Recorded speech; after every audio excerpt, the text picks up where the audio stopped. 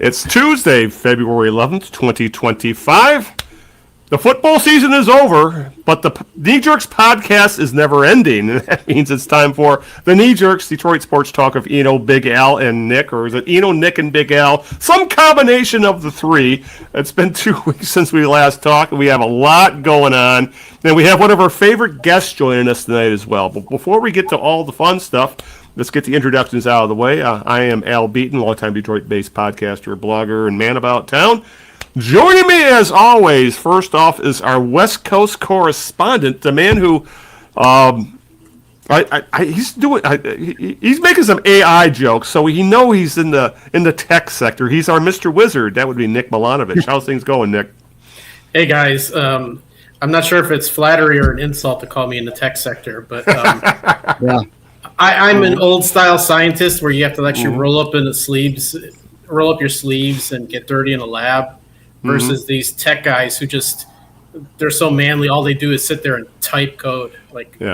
Not very manly if you ask me. Yeah, I would be insulted. You would be insulted if I called you a tech bro, in other words. Oh, yeah. I'm still, I may be nerdy, but I'd give those guys wedgies to this day. So... You, nerdy, the man who was sitting in front of the periodic table? No way. I'm nerdy from a 30-year-old definition of nerdy. So, and of course, our Southeast Michigan correspondent, which I'm one of those as well, and that would be the man knows a lot of things about a lot of things. He has a very interesting Substack newsletter that I highly suggest you subscribe to. This week he wrote about Trader Jack McCloskey and the infamous, or whatever you want to call, Adrian Dantley for Mark Aguirre trade, and that would be Greg Eno. Greg, how's things?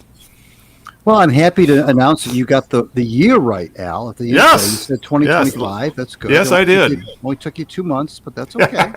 All right. We'll let it slide. I am Greg Eno for my Substack. I don't know what you call it. It's a Substack. GregEno.substack.com. Please subscribe. I come into your mailbox every Monday, sometimes more often than that, depending on how hot the sports news is.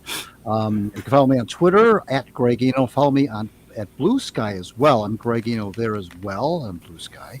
And we are indeed joined by, we can now say longtime friend of the Knee Jerks, yes, Siddy Hall. And Siddy's been coming on the program, probably 3, 4, 5, I don't know, 3 to 4 or 5 years now. I lose track. We brought him on to talk NBA and at his suggestion. And we decided that he was such a great guest. We'd love to have him back at least twice a year to talk Pistons and NBA. Special edition tonight because we're at the trade deadline. We just passed the trade deadline. This was kind of strategically planned that we would bring Siddy on right now after the trade deadline has come and gone. Yeah. Talk about some of the stuff and what moves were made. My goodness, in the NBA. That was wild. It really was. The Pistons made some moves and of course, the Pistons themselves are doing fantastic, and it's nice to talk about that. I don't know that we've ever had Siddy on when the Pistons have actually been doing well. So right. We're talk about that as well. We make a joke, Siddy, with Ray Scott, who's been on the program since 2009, that we've never talked about a Pistons playoff game since Ray's been on the program. Pistons win, I should say. Playoff win since Ray's been on the program 16 years now, and we've not talked about a Pistons playoff victory.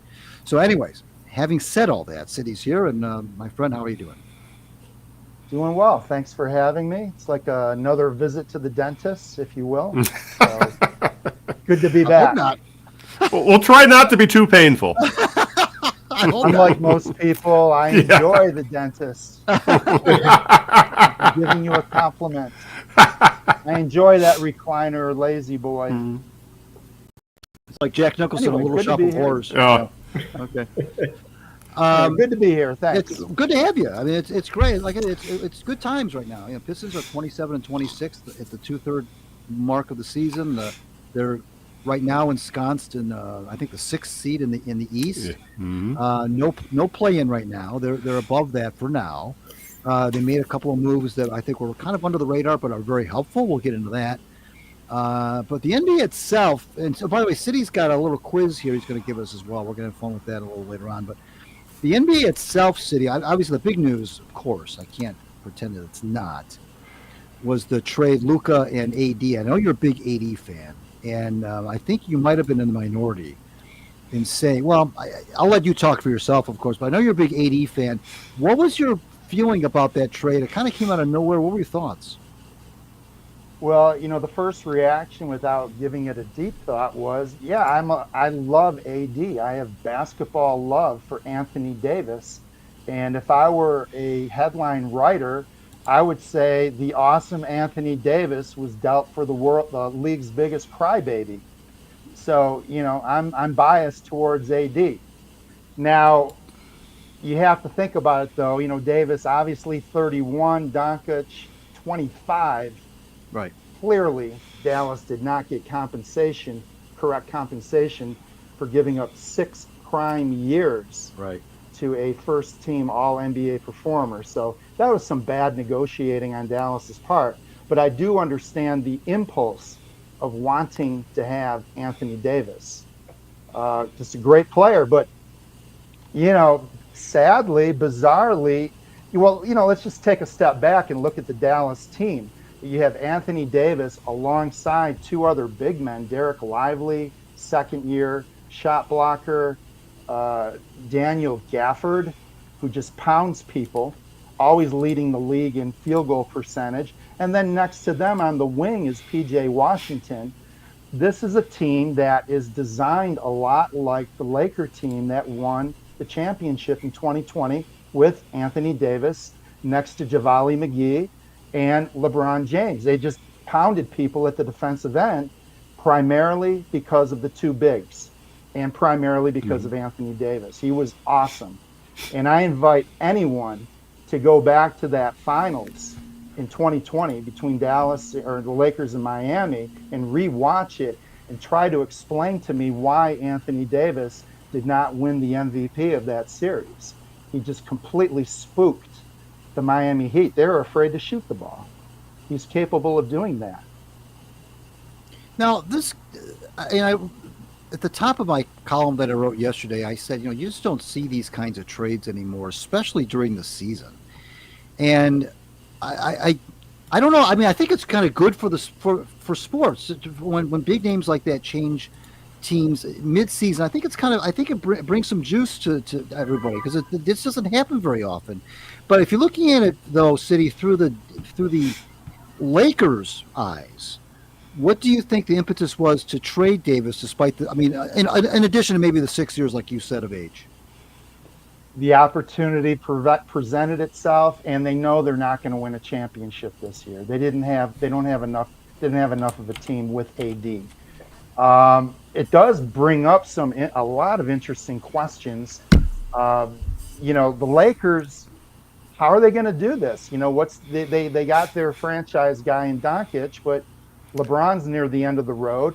Right. Seems like there's a lot of overlap between those two. I have trouble imagining the 2 of them kind of maxing out their talent side by side. They lost their guy in the middle, so what's going to happen there? I can't imagine the Lakers having great short-term success. LeBron's going to be done before long, and then what? So, if you I think this trade's going to be measured by titles. How many championships does either team, get? And I'd say right now Dallas has as good of a chance as the Lakers of winning a title. But, you look at what's just happened. Daniel Gafford got hurt last night. Davis got hurt in his first game. Lively has a stress fracture in his foot. P.J. Washington's out. All those guys I just mentioned, they're all out. Last night, Dallas played with 5 guards on the floor. Wow. And almost won. They lost in overtime to Sacramento, but they were down to guards. And so their strength is just gone for the short term, who knows how long. That's a really weird situation. They got to make the playoffs. And that's a little bit in jeopardy. So the fans, could be in the organization will be in a lot of pain if these guys don't heal and get back on the floor and get them into the playoffs, because they're living right now. They got to go for it this year, next year, the year after. That's it. 3-year window. Mm-hmm. And then the Lakers, it's more on the back end. I mean, what's Luka got? 9 years? Right. But it's hard to imagine them doing anything for the next few. How long is LeBron signed for? I don't even know. Do you know? Forget. One more Short. year. I think It's short. I want to say one more year. As long as he wants. Yeah, well, I know as long as he wants, but he's going to be 40 pretty soon, I think, or he is 40, one of the two. Yeah, I think he's about 40. Yeah, I think he's got one more year. He's making a lot of money. Yeah, of and course. The Lakers, it looked like they solved their interior problem by trading for Mark Williams from Charlotte. He was the guy drafted directly after Jalen Duren. And Williams is pretty good, and I was a little bit upset because, I have skin in this game now. I want to see Dallas succeed. I want to see the Lakers fail, just as a fan. Right. And but then when they got Williams, I'm like, uh-oh, they just filled a huge hole. But he didn't pass his physical. Oh, okay. Was that why the trade collapsed? Yeah, Lakers are claiming he didn't pass it, and Charlotte's appealing to the league because they want the trade to go through. So more drama. But the Lakers, they have a bunch of scratching claw guys, that can. They're winning right now. They've been they're hot right 9 now. of 11. Yeah, but now they got the crybaby Dončić, and they got Austin Reeves, another guy always crying to the refs, playing the refs. To me, they are going to be a hard team to like. I hate watching guys like that. James Harden, these guys that just play the refs all day. Who's the baby for the Pacers? Blaha. I thought Blaha was going to get out of take his headset off and run on the court. Blaha's been getting spicy lately. He really has been. Who's that? Now, it wasn't Halliburton, right? I don't think Halliburton's it was Halliburton. Yes, it was. Yeah, I believe you're right. Okay. Yeah, he was. I guess he with a smile, crying with a smile. But Halliburton doesn't play the refs from whistle to whistle. I mean, Dončić is the worst. He's the absolute worst. And Jason Kidd has talked about that publicly. Kind of criticized Luka. Tone it down a little bit. Maybe you should focus on playing defense, right, instead of having a conversation with the refs, right. Because he doesn't stop. I mean, he smiles when he plays. It makes him lovable, but non-stop. Now think about this. Why? Guys like him and his twin is James Harden. These are big guys. They don't move quickly. They don't have springs. They're always being guarded closely for that reason, and they get shots off just because of their width and their size, and they get just enough space to shoot the ball. But they're always being guarded closely. They're always turning and looking to the refs. And if they get help, they're impossible to stop. And if they don't get help, that it reduces their effectiveness a lot. Mm-hmm. And then Dallas, of course, last year in the finals, Luka was just he was either out of gas or hurt. He was useless at the defensive end. Yeah. Boston was just exploiting him. And the tremors of the Jimmy Butler situation actually reverberated to Detroit. They were able to, out of that whole debacle, they were able to procure Dennis Schroeder, who from what I see, is something that is a really nice piece that Trajan Langdon picked up with not a lot of really, the Pistons didn't really give up anything to get this guy. And now he's plugging in as another ball handler to help Cade, or at least play when Cade's not playing. I don't know how often they'll be on the court at the same time, but he can spell Cade. And this guy knows the NBA. He's a good vet. What do you think about Schroeder? I've always been a fan of Schroeder, but I don't know how much he's going to help. It's interesting. I look at him and you have to, in the context of talking about Marcus Sasser, because Sasser was handled the ball handling duties, especially with Ivy out. And the truth is, he didn't really cut it. He was a little bit too passive. Right. He was a little bit too old school, trying to share the ball and get the team involved. And in 2025, you just need to be aggressive and go after it. Right. And he didn't. He's like best shooter on the team, and he didn't get the job done. So he's going to lose minutes. to Schroeder, I don't know if I really like that. I like seeing Marcus develop, but he was given the reins, the backup reins. He didn't quite take advantage of it. Well, a Schroeder could be a short-term thing, though, right, Siddy? I mean, yeah, he's going to be a free agent. So. Yeah, so it might not be anything it might not be a factor after this year. But for a team making a playoff push, and let's face it, that's what the Pistons are doing. And I think we can kind of agree. I like to think we can agree that, especially with Jaden Ivey down, that Cade needs some help. He needs a sidekick, and I see this guy just.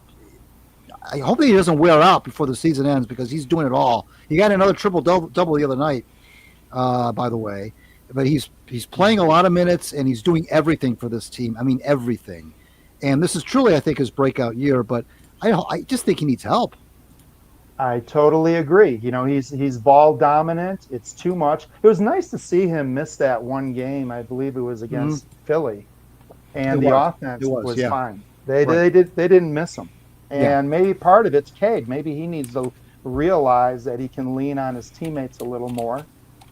But yes, he is ball dominant, and there are times where there just aren't guys on the floor that can put the ball on the floor and make things happen. So Schroeder can do that, just like Jaden Ivey can do that. We're talking with Siddy Hall, our NBA. I'm sorry, Siddy, I didn't mean to cut you. I just want to identify you. We're talking to Siddy Hall, our NBA guru here in the Nichers. Go ahead. I'm sorry. Go ahead.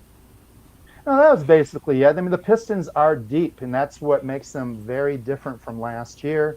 They always have 5 guys on the floor that can play. They haven't had too many injuries, and that depth has really made a huge difference compared to last year. Some of those awful second units we were forced to. Yeah. Absolutely. It's like night and day. Right. So, yeah, Schroeder will help. He'll help, but don't expect too much. Let's go to Nick Milanovich. What you got for Siddy? I don't know which comment or question I wanted to go with first. It seemed I was joking with both Greg and Al last week during the trades, where I was disappointed in Trajan Langdon because his trade deadline was so boring compared to Troy Weaver's, and I think Weaver had one up on him because I've never seen something so crazy in my life. Last year, he traded like almost half of the team at the trade deadline, and basically went in a circle. Bogey and Burks, right? Bogey and Burks, and who's the one guard that was from Detroit area, but then is on a 1 year. I don't remember. Well, all I know, the Pistons had 31 players last year, so I'm having trouble. I have to go through my Rolodex here to think about who that might be. But this year, I'll tell you what, here's my observation, and I wasn't the first person to say this, but over on ESPN, the guy that evaluates all the trades, he's really good. He was talking about the Dončić trade, and that was a deal that needed a third team. And the Pistons are made for that. This is where Troy Weaver always missed out. Right. Detroit, it's always the same teams getting involved. It's always Danny Ainge. Right. It's always Oklahoma City. Right. Just going in, grabbing draft picks just for being there. Right. And, the Lakers and Dallas needed a third team. And they traded the Lakers, they got to make the contracts work, right? So they traded a guy who was on my radar, like the guys that are really under the radar, guys who might have value. Like a couple of years ago, I mentioned, I was interested in Jay Huff. I was interested in Delano Banton, these really under the radar, scrap heap free agent guys who are now in the league. And the guy I like was that first round draft pick on the Lakers from 2 years ago, a guy from Indiana. It's a point guard. It's got like Hood Schifino or something. Does that ring a bell? You guys are from Big Ten country. With the Pacers, not with the Pacers, Indiana, the Hoosiers. But anyway, they traded him. I was interested in him. His numbers are bad. He never plays, but when I watch him, I thought he was a very smooth looking player. He got dealt to Utah with 2 seconds, and he makes like almost minimum wage. And then the Pistons turned around and got KJ Martin, who makes $8 million and 2 seconds in a similar deal, but it wasn't equal. We could have been that team. We could have been getting that guy, that point guard. We need ball handlers. And we got, Kenyon Martin's kid, KJ Martin, who then got dealt again. Right. Who I like. I like KJ Martin, but we didn't need him because of his skill set. It was redundant. But anyway, we were not the first team in line to get involved in, as a third team. It was Utah. It was Danny Ainge, like always. So eventually we did get involved, and we ended up with Schroeder. So, that was something. The interesting thing to me this year is, I might be wrong about this, but I think Langdon didn't give up anything at all to get these players. He just basically gave up some cap space, which he was planning to do anyway. That's right. We were renting out cap space. There was not even a second-round pick, right? So I don't think so. I mean, maybe I didn't read anything about a second rounder. I don't know. Are you allowed to do that? Or no, I don't think they send back a conditional second. I don't think they gave up any second rounders. We did not. Not that they have any before 2040 or at this point, but well, renting out cap space used to get you first rounders. Now you get second rounders. So the value of the picks have changed through the years, but yeah, it was cool. That's what they're supposed to do. They got, I think we ended up +2 or +1 on the second rounders. So plus Schroeder. So, we came out ahead, and, the Pistons are going to make the playoffs. So, it's another body. So you say that in a declarative fashion. I mean, nothing's locked up. There's still 29 games to go, but you don't see any path to where they don't make the playoffs, it sounds like. It's very, very unlikely. But again, the playoffs technically is being in the top 6. Right. And then you have the 4 play-in. So the difference between play-in and playoffs is, I don't know. They're in that battle. But I thought they were going to be fighting for 10 with Chicago. Right. One team would not make it. And, here we are. Last time we spoke, I think that we were like 6 or 7 games into the season. And I remember mentioning, hey, the Pistons have a weak schedule. Yes, and you did say that. Maybe at the 20-game mark, maybe they'll be close to 500. You did say that, yes. And now we're at game 53, and they're a game up on 500. So they are far exceeding expectations, and they're solid. I mean, they show up almost every night. So I don't expect any problem. And the other thing, too, that's impressive is they're doing this. They didn't really miss a beat when Ivy went down. They really didn't. When he went down, there was a lot of sad faces, as there should have been. That's a terrible injury, and he was really playing well. And the naysayers were out. But my goodness, since then, they really haven't missed a beat. And I don't know. Jalen Duren came out, Siddy, about 3 weeks ago or so, 3 to 4 weeks ago, after a victory, and said, kind of unprovocated said, that in his mind, J.B. Bickerstaff was a Coach of the Year candidate. And I know a lot of a lot of players are buying into what J.B.'s selling. They seem to really like him. I was reading some comments from the Cavaliers Reddit, or people who are Cavaliers fans that say, this is J.B.'s kind of strength, is to kind of take young teams and get them to a certain level, but he's not a good coach for that next level to try to win a championship. I don't know how valid that is, but are we seeing the J.B. Bickerstaff factor here with this team? I mean, my gosh, they've already almost doubled their win total all of last year.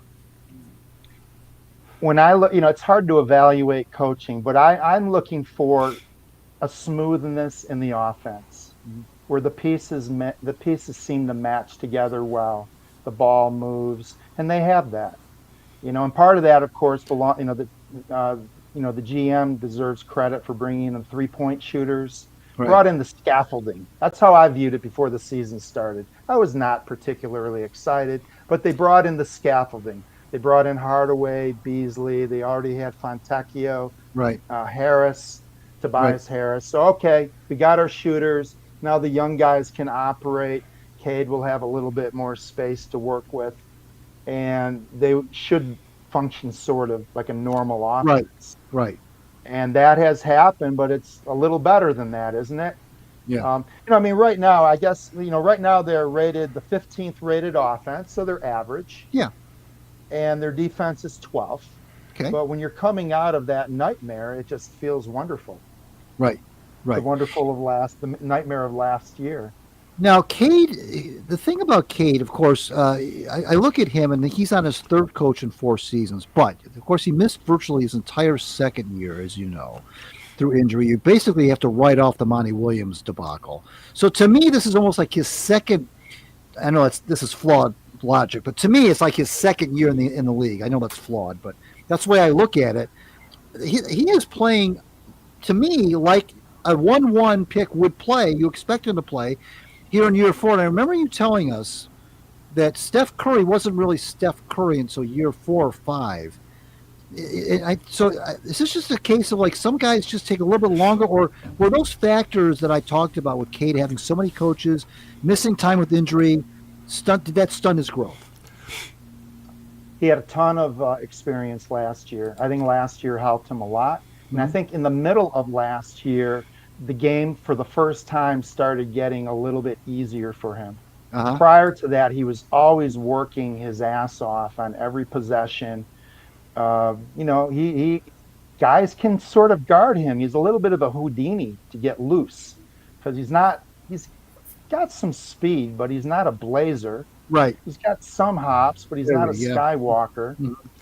But he's got a lot of like Houdini moves. It looks like he's covered and then he's not. Mm-hmm. Change of direction. Then he goes over the top and finds teammates for great dishes. But last year, for the first time, I detected that he was starting to get easy baskets and not using tons of energy all game. It's just not sustainable. And for that, it means, the free throw line, the elbow. He can get to those spots pretty easily and shoot routine jumpers, hit them at a good rate.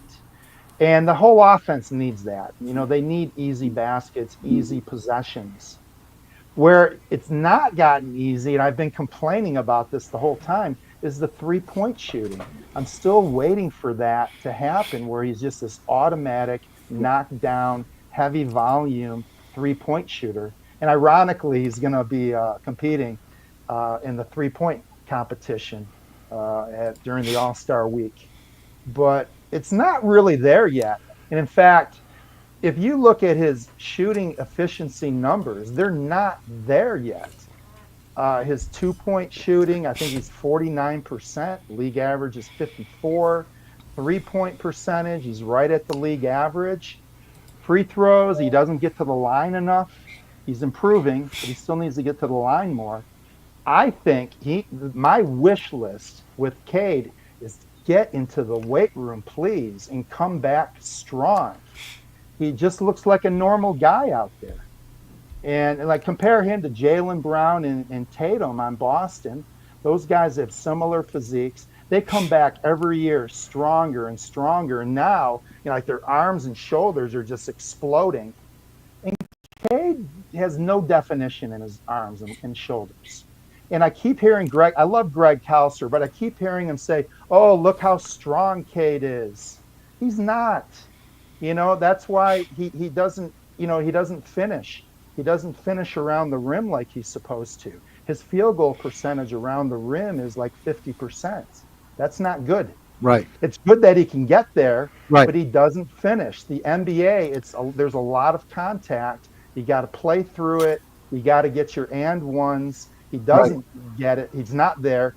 And his three-point shooting is going to improve if he's stronger. When you're winded, when you're tired, you need the extra muscle, right? Yep. Well, the other thing too is that he's averaging. It's funny you say. I mean, you're right. Everything you said is correct. The only category in which he's not having his best career year statistically is three-point shooting, but that's only by a fraction of a percentage. He's averaging 2 more assists per game than he did last year. He's at 9.5. Is that just merely a result of the fact he's got better players around him? That's why he's getting more assists, or is that a reflection of his ball handling skills improving? Assists are a very flimsy stat, and he's got shooters around him. when I see a guy with lots of assists, that means his teammates are knocking down shots. Right. It's overrated. But what's happened with Cade? Let me just throw a number at you. When everyone started doing the drumbeat about him being an all-star, which is around the 20-game mark, everybody was talking about the triple-double stats. Right. Points, rebounds, assists. Right. Nobody was talking about his shooting percentages. Yeah. Which I think is more important than points. And people were ignoring the turnovers. Right. Well, I don't know if they were ignoring him. That's been a big knock on him, is the turnovers. Yeah. But let me just mention the stats. So one of the stats I pay a lot of attention to, it's my stat, and because we don't have a whiteboard here to show you the stat, we'll just call it impact scoring nights. Number of impact scoring nights. I spend a lot of my focus is on this. The greatest scorers, the Jokic, Shai Gilgeous-Alexander, they have an impact scoring night half the time, if not even a little bit more. That's where the great scorers are. And people who are like around like an all-star level, a lot of those guys, they'll be like 1/3 of the time, maybe a little bit more than that. 40% of the time they'll hit this number. And then you keep going down, like 1/4 of the time you have an impact scoring night. That's a big contribution. It's almost like home runs in baseball. The big power hitters hit 40. Some guys hit 30. Some guys hit 20. That's a nice pop. Well, same in basketball. If you have 20 impact scoring nights, right? 30, 40, 15, 10, and so on. Well, Cade Cunningham, the first 20 games this year, he had one. Just 1 out of 20. How is that defined, Sid? Define for us an impact scoring night. Well, it starts with efficiency. You got to have efficiency. It's not about points. Right. You can take 28 shots and score 28 points. That's not an impact. Sure. You gotta your points have to outpace your shots by a significant margin. Mm-hmm. So there's impact, there's super impact, super big impact. Like in super big impact, Steph Curry is the greatest of all time. No one's even close to him. 1 out of 5 games in his career, he has a super big impact. Well, the Pistons collectively this year have 8. All of their players combined have 8. And Shai Gilgeous-Alexander has 15. Cade has 0. So there's room for improvement. This is a good point in a way. If Cade increases his efficiency equal to what, his peers do, the Luka's in the stratosphere too. Right. But even like a little bit below that, like an Anthony Davis, let's say, or like Jason Tatum, the Pistons, their points per game differential is going to go up by 3 points a game. That's 8 wins. We're not, we're just taking the same number of shots. We're just increasing the efficiency. All he's got to do is that 8 wins. So instead of 27 and 26 at this point, they would be add 5 or 6 to that, 32, 33, and 20. Right, 600 ball. Yeah. Let's bring Big Al in. What you got for our NBA guru, Siddy Hall? Yeah. First, I just one thing to bring up with the what's going on with the Pistons right now is that I think it's a positive that they're finally going to be able to. They're going to lose their first round pick. Because it looks like they're going to finish. I think it's top 13 protected right now, something to that effect. Obviously, they're probably going to be in a spot where it's going to convey to. I think Minnesota owns it or Houston. I don't even remember who. Oh, it's been traded so many times over the years, but at least now, Minnesota. Yeah, and the thing is, that'll actually now allow Trajan Langton to actually maybe have some more maneuverability because he'll be able to do something with the first-round picks he owns because thanks to the Stepien rule, the Ted Stepien rule, the Pistons can't trade a first-round pick at all right now. I think right now the only one they would be able to trade is like 2030 or 2031, something like that. Mm-hmm. So that will allow the Pistons, if they decide to make some sort of splash in this offseason, and if they're going to make a splash, it's likely going to be through a trade. having the availability of those first round picks to do something with now is going to help him immeasurably. But I wanted to ask Siddy, Malik Beasley.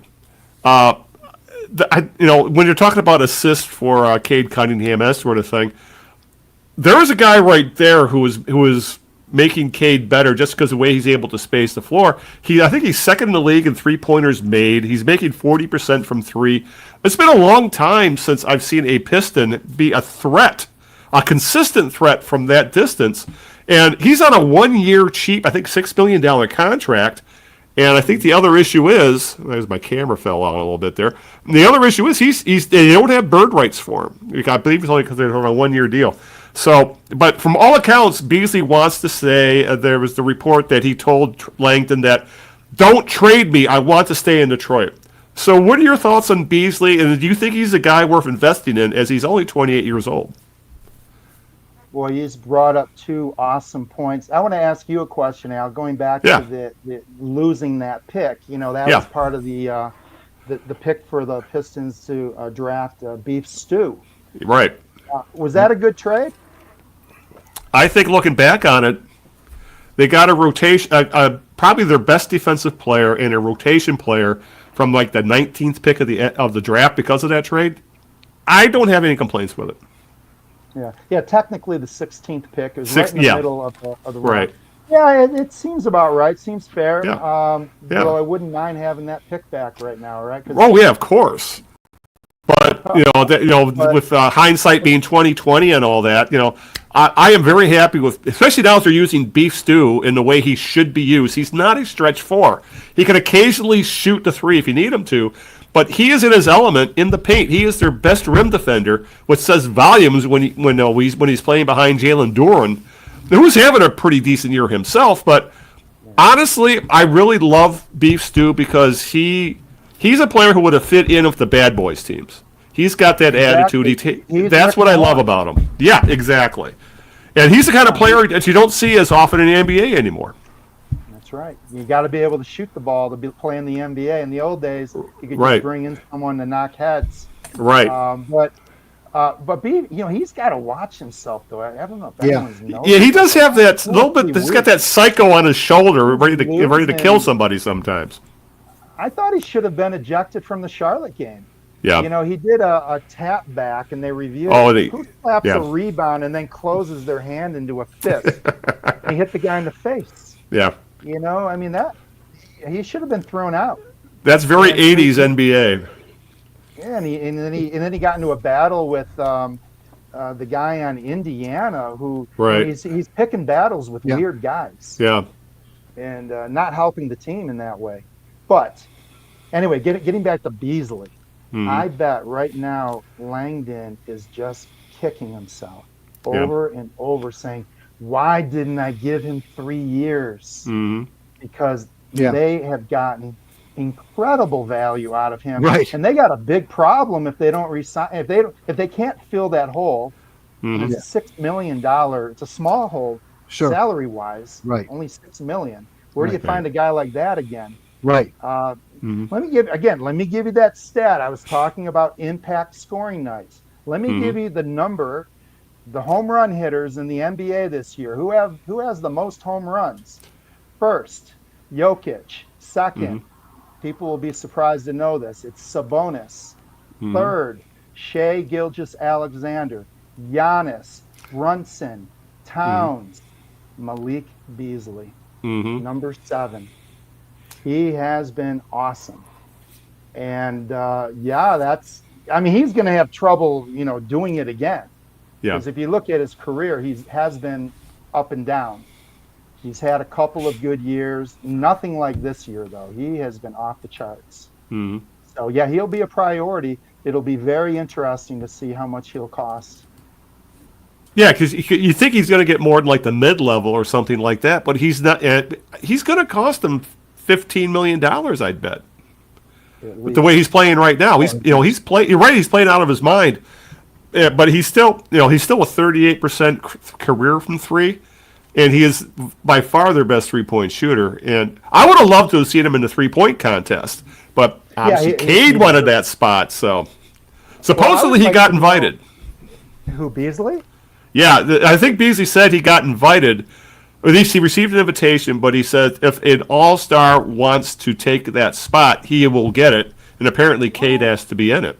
So now I just hope Cade doesn't embarrass himself because he's not the shooter Beasley is.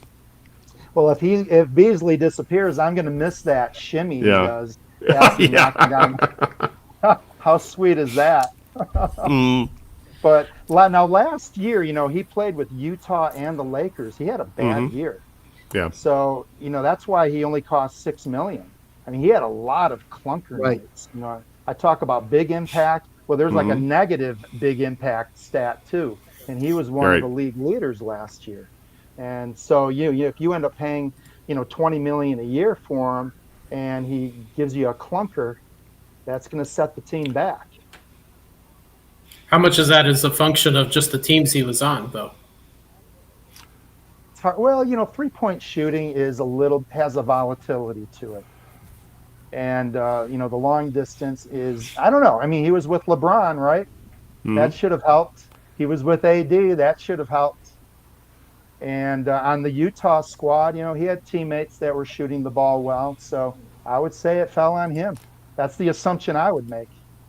But, it's not like Detroit where you had like zero teammates, Detroit last year, where you had zero shooters, just bogey, that could shoot the ball and Burks. Let's turn the focus now to what we promised we would talk about, which are some of the craziest, biggest trades in NBA history. And Al mentioned I wrote about the Danley Aguirre thing. We can talk about that if you want. But I wanted to talk about a trade that, for some reason, I don't think it's talked about enough, despite the magnitude of who was involved. And I'm talking about when the Bucks traded Kareem Abdul-Jabbar to the Lakers for like 4 or 5 guys. And I'm bringing this up because I always look at this trade. I always just kind of scratch my head. They traded Kareem to the Lakers. The Lakers sent over to Milwaukee Junior Bridgman, who was a nice player, Dave Myers, who was a scrub, Elmore Smith, who was a big man, who was a backup, and Brian Winters, who was a good shooter. What were the Bucks thinking? I know you and I were like 12 years old when that trade was made, but I don't know if did Kareem want out of Milwaukee and the Bucks catered to that, or why was that trade made? Yeah, he wanted out for sure. I remember that. Well, remember Elmore Smith at that time, he had set the NBA record for blocks in a game. Right. So he was viewed as a guy with potential. Yeah. And Dave Myers also was a high draft pick. And so he was viewed favorably. And probably the best guy out of that group ended up being Brian Winters. He was a solid contributor for about 8 or 10 years. Right. So, it's a classic case in basketball. You trade a quarter for 4 nickels or whatever. You don't want the nickels. You want the quarter. But let me mention something, though. I'm very fascinated by the current NBA media, which is on the young side. Yeah, right. It's a lot of obsessives. They're very into stats. Right. And they came along with the change in the game with the focus on 3-point shooting. TikTok generation of writers. Yeah, there's sort of a hubris there that they almost feel like they invented the game and the game is like 20 times better than it was in 1985. Right. And I find it very jarring sometimes. For instance, on the Dončić trade, Kevin Pelton, the guy whose name I couldn't remember, he called it, the biggest trade in modern NBA history. And I was like, modern? What does that mean? Right. What is modern? To me, modern is, what is that? When the NBA and ABA merged, I would go back farther. Is it when the 3-point line was formed? That didn't change the game. It took 20 years for that to come into play. So what do they mean exactly by modern? And I feel this little sense of like disrespect going on for the old game that we grew up with. Yeah. Another person, again, in real time on Twitter, we are probably witnessing the biggest trade in league history. And I'm like, second. What about Wilt Chamberlain? Right. That was another one. Yeah. Am I missing something here? Right. Wilt was traded in the middle of the season. Yeah. And the team he went to won the championship a year later. And then he got traded again to the Lakers and they won a title. Dončić hasn't won any titles. AD has won a title. Right. So, what's unusual about this trade, though, is to see two big guys being traded for each other in the middle of the season. Usually, it's a big guy for draft picks, young assets.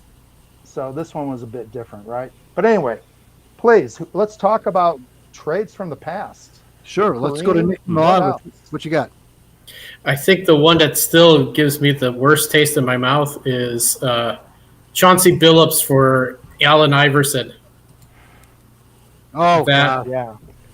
You know what, Nick? That one I'm reminded of the Dončić trade a little bit by that trade, but go ahead, please. I mean, I know Allen Iverson was in and of himself a superstar and highly competitive, aggressive player, but that is not. He was like no fit for the Pistons and the kind of team ball they played.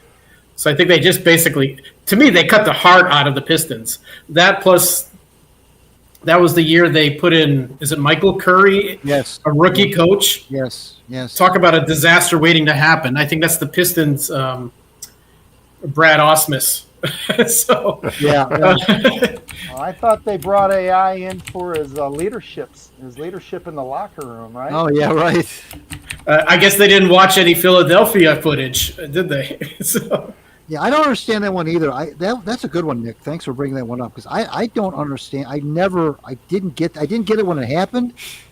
16, 17 years later, I still don't get it. I don't know unless there was there. I don't know. Was it a money thing? What was?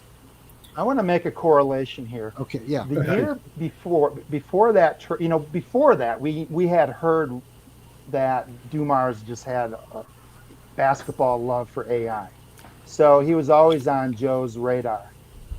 The year before that trade, the Pistons made the finals. They faced San Antonio, I think, for the second time, if I remember correctly, and they. This was the end of the line. This is like year 6 of the Pistons being in conference finals, and they got clobbered, and Chauncey looked awful.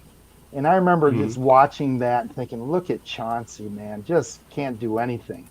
And he was hurt. He was dragging his leg around. He was ineffective. But I just remember that the thought passed through my mind, that's the guy they need to move. It's Chauncey. So I kind of understood what Joe was looking at. And then Joe said something that I believe should be immortalized, which is he said, no sacred cows. Yeah, he did say that. You're right. And then he traded Chauncey. And at the time, I was like, yeah, that's what I would have done. Trade Chauncey. He didn't have it in the finals. He's old. Well, he had an injury, He did still have it. And then, and so, Joe fell for his old basketball love. He still thought he was a cheerleader, looking at a pretty cheerleader in AI, and what a disaster that was. Yeah. Well, Iverson was washed. Do you think also? I think that was the time already Bill Davidson had died, and it felt like I know I don't. Or very close to it. Very close to it. I don't think he was dead at that point, but yes, it was toward the end of the line for Bill as well. Yeah. Right, and so who knows how involved he was? I think a lot of Joe Dumars' success was, and maybe some of his impulses were balanced by Bill Davidson, is my guess. Because as soon as Davidson was gone, Joe Dumars was like a ship in a storm, if you ask me. And then Tom Gores didn't help, so. It's not the same sort of stabilizing effect. Yeah. It's that's the impression I got from that whole era. Talking trades of the past, let's go to Big Al. What you got? All right. Well, if we're talking big, pretty name player for name player trades, and the one that was the Pistons were involved in, and it was one of the worst trades the Pistons ever made. Remember Sean Elliott for Dennis Rodman? Oh boy! Right. Yeah, that was Sean Elliott literally essentially tanked that season. He showed up in Detroit, didn't do a goddamn thing, and he ended up back in San Antonio the next year and had 2 great seasons. And it was even worse. It looks like San Antonio probably knew he had a health condition. I believe it was a kid. I was just reading about this. He had a kidney condition, so the Pistons had a trade in hand for Elliott, and they would have made a trade of Houston. They would have got Robert Ory, Matt Bullard, and 2 second-round draft picks. But because Elliott had this health condition with his kidney, the trade got voided, and then everything just fell apart with him. And that was just one of the. It soured me on Elliott for one, and on the Spurs for another because of that deal. Because the Pistons did get fleeced, but I think that the Spurs knew there was something the matter with Elliott and didn't tell the Pistons, and it came back to bite them in the ass. I'm thinking, what would have happened if the Pistons ended up with Robert Ory, Big Shot Bob? But regardless of all that trade, and don't get me going on the Bob McAdoo trade, where they traded 2 first-round picks to the Celtics because of, what was it, the ML Carr shenanigans that went on? Right. And they traded him to McAdoo. And McAdoo essentially tanked to get the hell out of Detroit. Of course he did, yeah. So if we're talking big-name trades, those are the 2 that come to mind with the Pistons that stick in my craw to this day. How about Kelly Tripucka for Adrian Dantley? That was a good trade. That was even though he did wear out his welcome, honestly. Good trade. That was a good trade at the time. Yeah. Jack was good at one thing that I liked about Jack was if he saw that he had made a mistake, he cut bait. When he traded for Dan Roundfield in 1984, he traded Cliff Levingston and Antoine Carr to get Dan Roundfield, the Central Michigan star, and Roundfield was awful, and so he flipped Roundfield and got Ricky Mahorn. Yeah. And I mean that's. Mahorn. Roundfield say something like, "Hey, I don't want to be the guy." He didn't want the pressure of being. Yeah, it was just.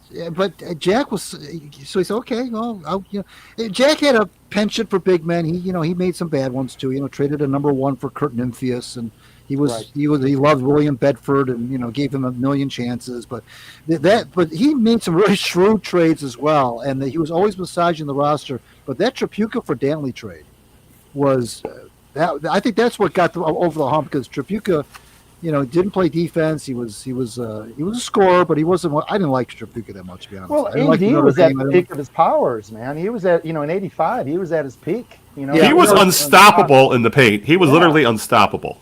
He was going to go to the line if he didn't score. Dantley, yes. So he was the best low post small man in NBA history. Right. He and Bernard King, as far as I'm concerned. But yeah, no, there's no question that. So that was that one. And the other one that I think was kind of under the radar is when he flipped. He was another guy who was busted. And he got Vinnie Johnson. That was another one. He traded Greg Kelser for Vinnie Johnson, for God's sakes. He flipped Sidney Green. He flipped Kenny Carr, who was a dog. He got rid of a lot of bad apples. And I hope these guys aren't watching the show. What's that? I hope these people aren't watching the show. Kenny Carr and Kenny, we still love you. You wore a Piston uniform. And Greg, if you're bringing up Trader Jack, you always have to bring up, when it comes to him trying to make a deal, is his wanting to trade the entire roster of the Pistons for Magic Johnson. Right. That was not apocryphal. That was a real offer he made to I think it was Bill Sharman was the GM at the time, and he said, he kept upping the ante. He said, and he told us on the show, Jack did, that he said we would have traded the roster, gotten Magic, and built around him like we were an expansion team. He says, really, we were an expansion team when I took over. We essentially were. He's not wrong about that. And so he did. He traded. He pitched that, and Jack said that they went back to Jerry Buss, and Jerry Buss said, "No, I'm not going to do that." That's hilarious thinking about it, though. Jerry Buss's credit, but I mean that's true. That's absolutely true. He did offer the entire team for Magic. But anyway, Siddy, what about you? You must have some old school trades you want to talk about. Yeah, I got some quick ones. Dr. J being sold. Yeah. From New York, the New York cash-strapped Nets team. Yes. Philly, just after the merger, I believe. That's because the Nets spent all their money to merge. That's why. Yeah. Okay. Moses Malone was involved in a bunch of trades early in his career. Some of these involve draft picks. The draft pick trades are like the mystery trades. You don't really know what you get. Right.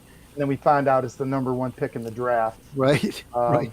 So, Moses was traded 4 times. I mean, he was grabbed by Portland in the dispersal draft and then was sent to Buffalo for a first.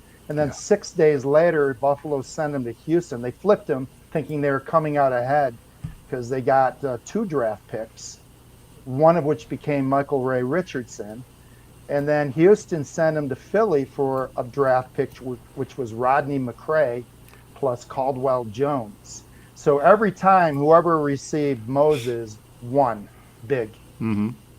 Another one, of course. Was Rodney McCray, excuse me, Siddy, was Rodney McCray, was he part of Phi Slamma Jamma with Houston, or am I making that up? Yes, he was. Okay, all right. Both him and Scooter, the brothers. And Drexler. And Drexler and Olajuwon. Right. And those guys. So what was I going to say? I don't know. I interrupted you. I'm sorry. I guess a couple of other quick ones. The Grant Hill, Ben Wallace, which was a weird trade because the team that was supposed to be winning got crushed. Right. Yeah. Right. Which is unusual, right? Yeah, you're right. And then finally, the one I think is worth mentioning is the Kevin Garnett, Ricky Pierce, Jason Terry to Brooklyn. Yeah, people don't think about that. Yeah, you're right. And they got back the picks that got them Jason Tatum and Jaylen Brown. There you go. I mean, that's right up there with the Mikhail Parrish stuff. Right. So that's it for me. What's this quiz you've got for us? We got a little bit of time here. Okay, let's do it. Let me find it here real fast. We don't have anything else to talk about tonight. Let's test your knowledge. What's going on? Well, considering these two didn't, Greg and Nick didn't watch the Super Bowl, so. Yeah. All right, me too. Yeah. That's 3 of us. All right, anyway, here we go. Question number 1. All right. Ausar and Aman Thompson are one of 6 sets of identical twins in the NBA. Can you name the others? If you can give me 2, I'll be impressed. There are 5 others. 6? We are in twins? That means almost 2% of the players in the NBA are identical twins. Oh my God. 12 out of 500. And the thing is, he's going to come up, he's going to tell us and go, oh, yeah. Are you saying there are 6 sets of twins in the NBA right now? That's correct. I'll help you. Oh, right now. Twins. Oh, wow. God. Of those, one of them, I gave you one, the Thompson twins. Yeah. Right. And twins. Just to help you, there's another set where one of those brothers is no longer in the league. Shoot. Damn. What isn't it? Was it there? I know there's. Are you talking twins or twins or brothers? Identical twins. Identical twins. Identical twins. I'm gonna guess, but I don't know if they're. I never took in a good look at one of them. Is Seth and Steph Curry? Steph Curry. I don't know if they're. They are not identical twins. Okay. Hell, that's the only 2 brothers I even know of. All right, if you need clues, I'll help you. Do you need clues? Yeah. Yeah. Desperately. Yes. Only one former Piston, and he arrived in Detroit during the Stan Van Gundy era. Oh God, that doesn't narrow it down at all. And this also is another set where one of them is not in the league. So in other words, 2 of these twins were in the league last year, but this year they have not played in an NBA game. God, I can't believe there's that many. Okay, it's kind of like a birthday game. Gonna have to give you more clues. Yeah. One of these was the starting center on a championship team in recent years. Oh, Lopez brothers, right? Correct. There you go. I knew that's who I was I couldn't think of the name, but that was the 2 that came to mind too. Is the Lopez's. Right. Way to go, Nick. I don't remember the light. I don't remember. Is Giannis an identical twin? Who? Giannis. Giannis has 2 brothers, but I think he's got a younger brother who's like a G leaguer. Oh, 2 of them have. He's had 2 of his brothers have played in the NBA, but they are not identical twins. And they were teammates too, right? Giannis was his. They were. Okay, all of them at one point. Played for I think. I can't remember. But yeah, one of them, Giannis, was his teammate for at least 2 years. But getting back to the Lopez brothers, Brooke still starting with Milwaukee. Right. Robin has not played this year. It appears that he's out of the league. Okay. Yeah, because they made a TV commercial recently, if I remember, arguing with their dad with a basketball or something, it was an insurance commercial or something, if I remember right. But I digress. Go ahead, Siddy. Brooke Lopez moving merchandise. Wow. Yes. I'm amazed. Anyway, proceed. I'll we need help. I'm going to give it. Okay. Please do. Yes. How about this? One of the twins, the player was drafted in a lottery in the same draft as Jaden Ivey. 2021 draft or 2022 draft. 2022 draft. And to make it easier, the pick before Jaden Ivey. No, I'm just gonna flat out cheat now. Is it Murray? Keegan Murray. Right? Oh, okay. His brother Chris plays for the Portland Trailblazers. Okay. And I'll give you the rest.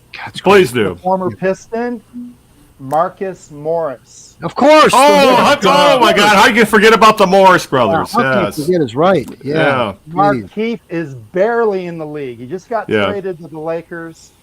Those are two bad apples, by the way. Yeah. You know, they hang out. I think they hang out with beef stew in the off season. And then there is Khalid and Cody Martin.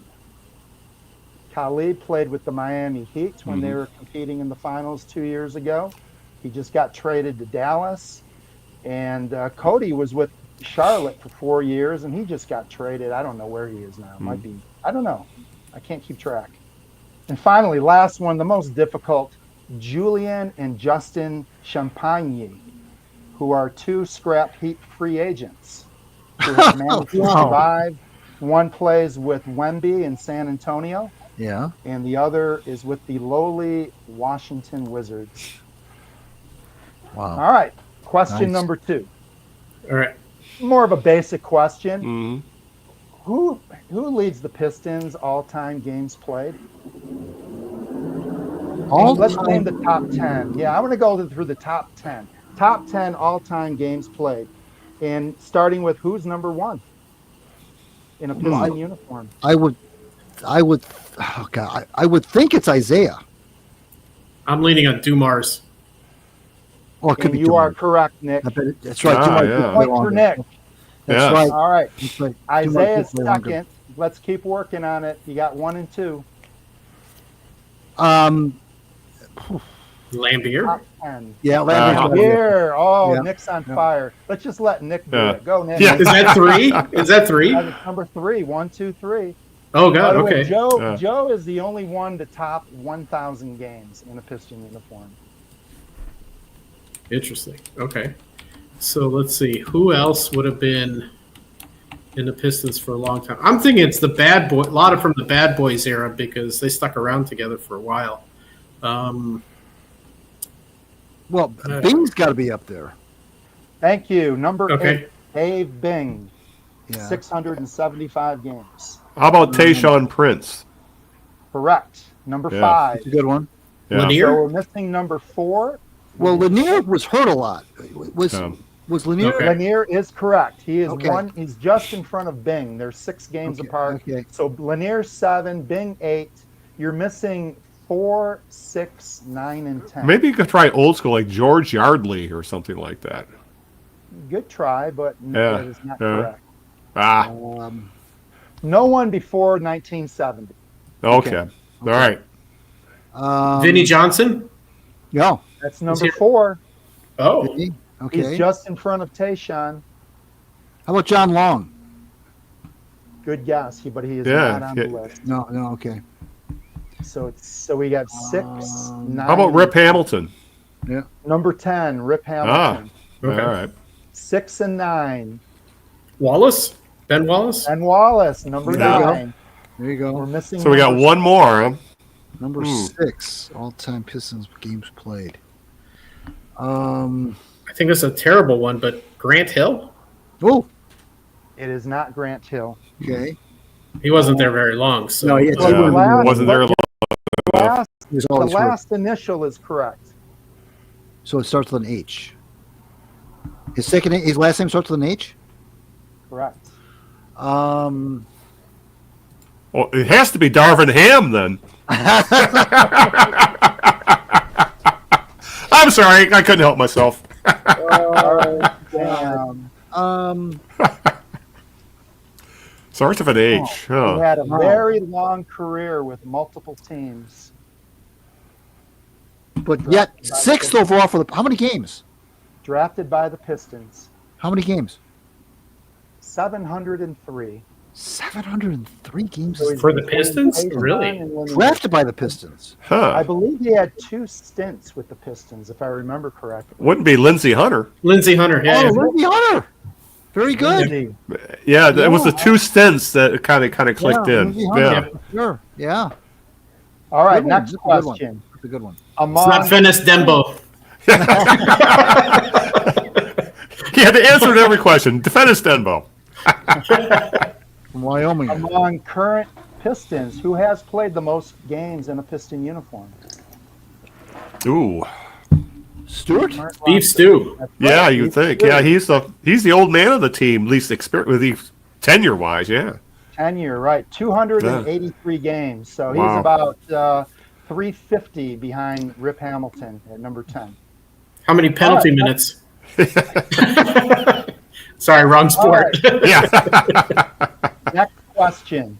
We're going to talk a little bit about Bruce Flowers. Who remembers Bruce Flowers? I don't just, of course, with Didn't Divine. he played at Notre Dame, if I remember right. Didn't he go to like college? Catholic or Yes, and then it went to Notre Dame, if I remember right. Yeah, This is back 70s, I It's think. not Divine Child. It's a different high school. Divine Child? Yeah.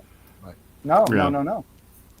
What's the He question? did not go to Divine Child. No, he didn't. No, I thought somebody said Divine Child. No, he went to like, wasn't it a Catholic Central or Brother Rice? He attended Berkeley High School. Berkeley.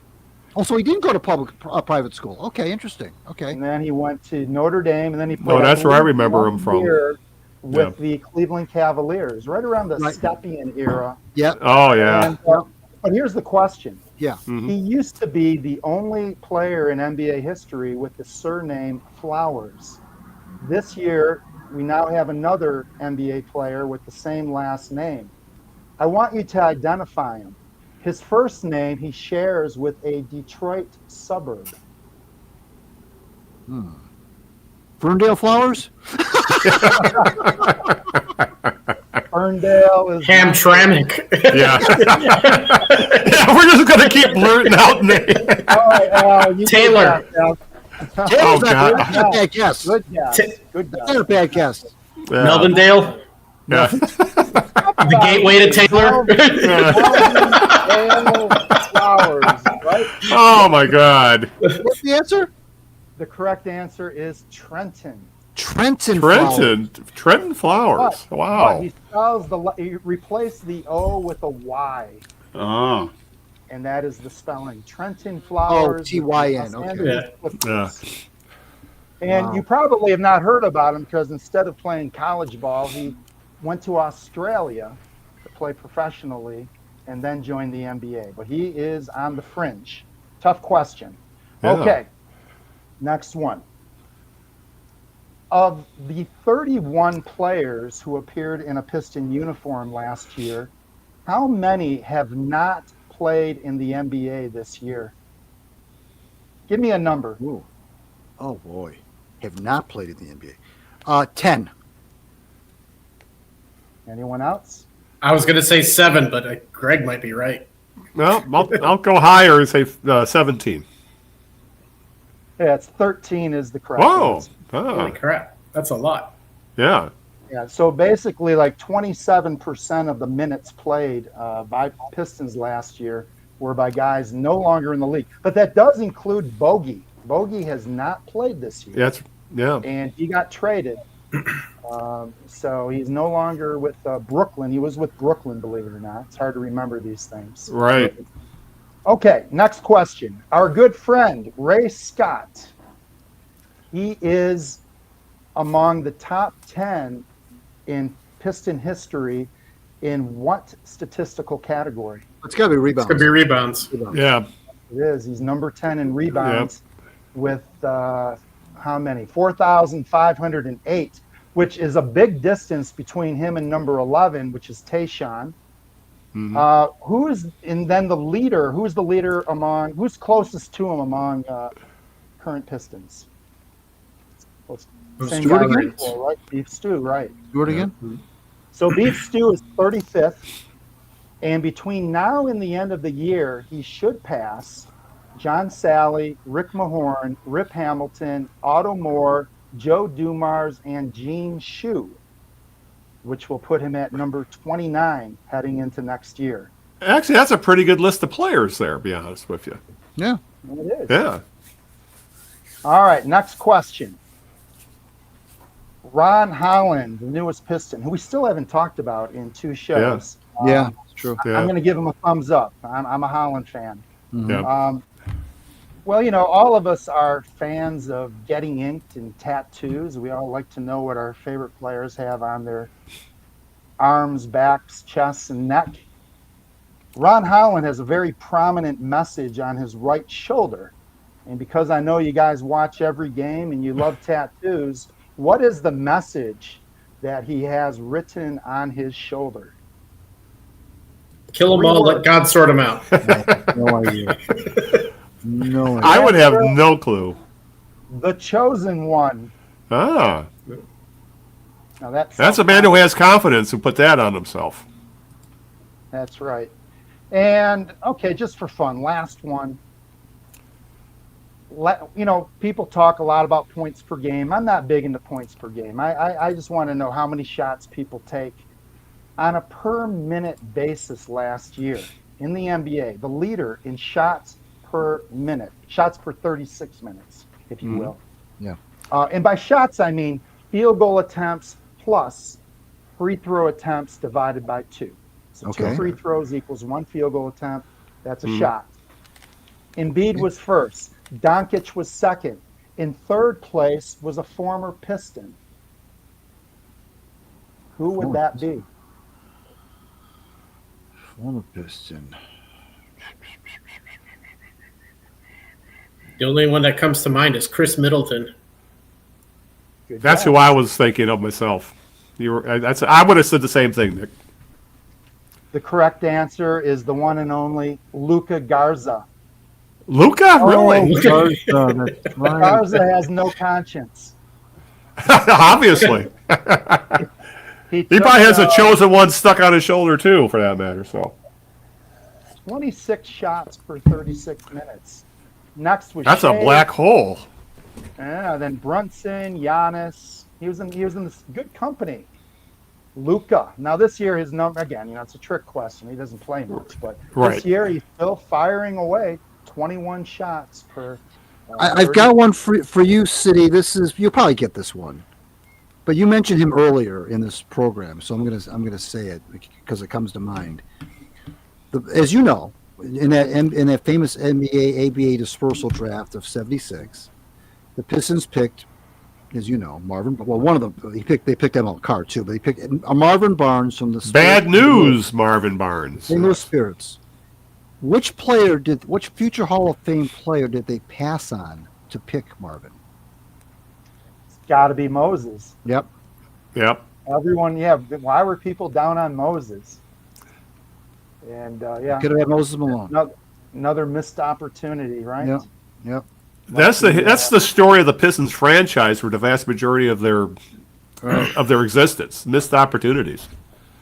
Right, we missed it with the LeBron draft. We missed Dwayne Wade and all those guys. So. Right. Yes. Carmelo. Right. On and on and on. Anyway, all right. So that was fun. That was fun. Yeah, I enjoyed that. That was good. I'm glad you had a Pistons theme there too. That was nice. It was good. Thank you, my friend. We'll bring it back on. It sounds like we're going to talk about some playoffs with the Pistons.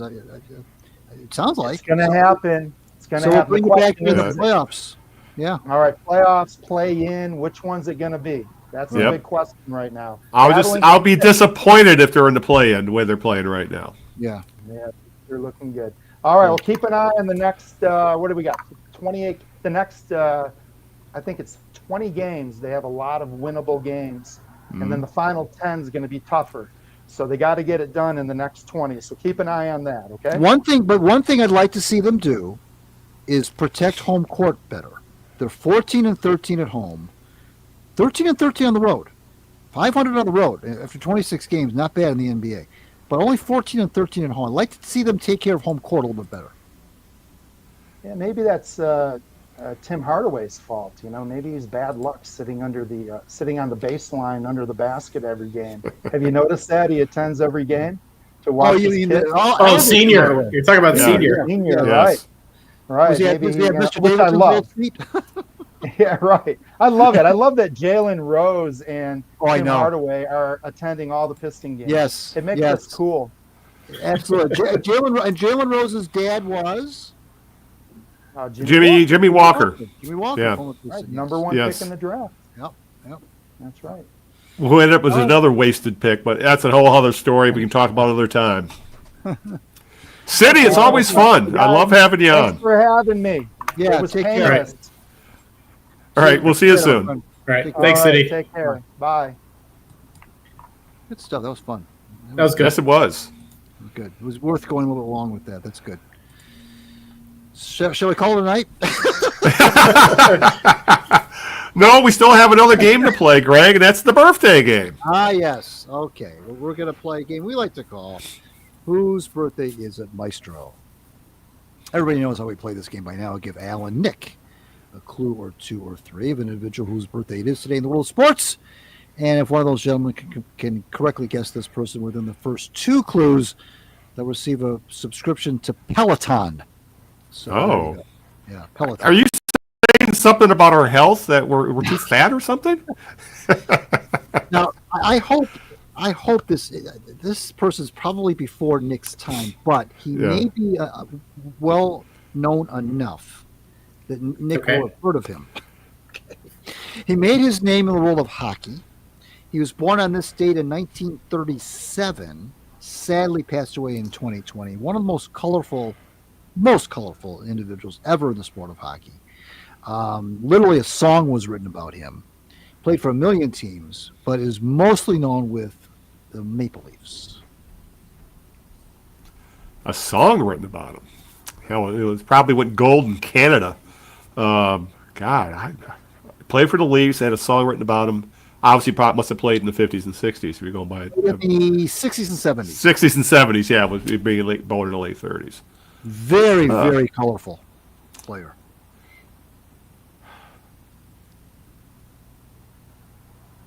I'm not sure. Nick, this is before Nick's time. Nick's got that 1,000-yard stare going right now. So. The only colorful Canadian player that had a birthday recently actually was Don Cherry. That's true. Don was 91. You're right. It's not. Don. That's a good one. Yeah. So, but I know it's not him. He didn't. I mean, he wasn't. Never played in the NHL. So right. But no, it wasn't Don. But I know Al knows this person. I don't. Dave Keon. No, Dave. I don't know why. That's one of the first ancient Maple Leafs that came to my mind for some reason. Still alive, thank God. Yeah. Nope. I keep thinking of guys that the Red Wings stupidly traded to Toronto. Never played for the Red Wings. Played for a lot of teams, but not the Red Wings. All right. It's a tough one. It was not to pick from this today. Yeah, almost as tough as some of Siddy's. Good Lord. I didn't think they were that hard. All right, with that, we got a few topics to cover. It'll be a little shorter than we thought. We went way long with Siddy, but we were having too much fun. First off, obviously, big story was the Super Bowls this weekend, and la. We don't even. We'll get into this. Is that the Lions weren't in it, so at least in this area, or we're Lions fans, there wasn't as much interest. Plus the fact that being two teams that have been there very recently, the Chiefs, who the whole nation's exhausted and the Eagles, who have been there recently themselves. So the interest, at least around here, was down some.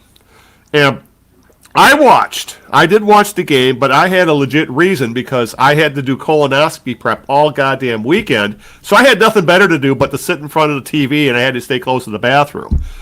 But you guys, neither one of you guys watched the game.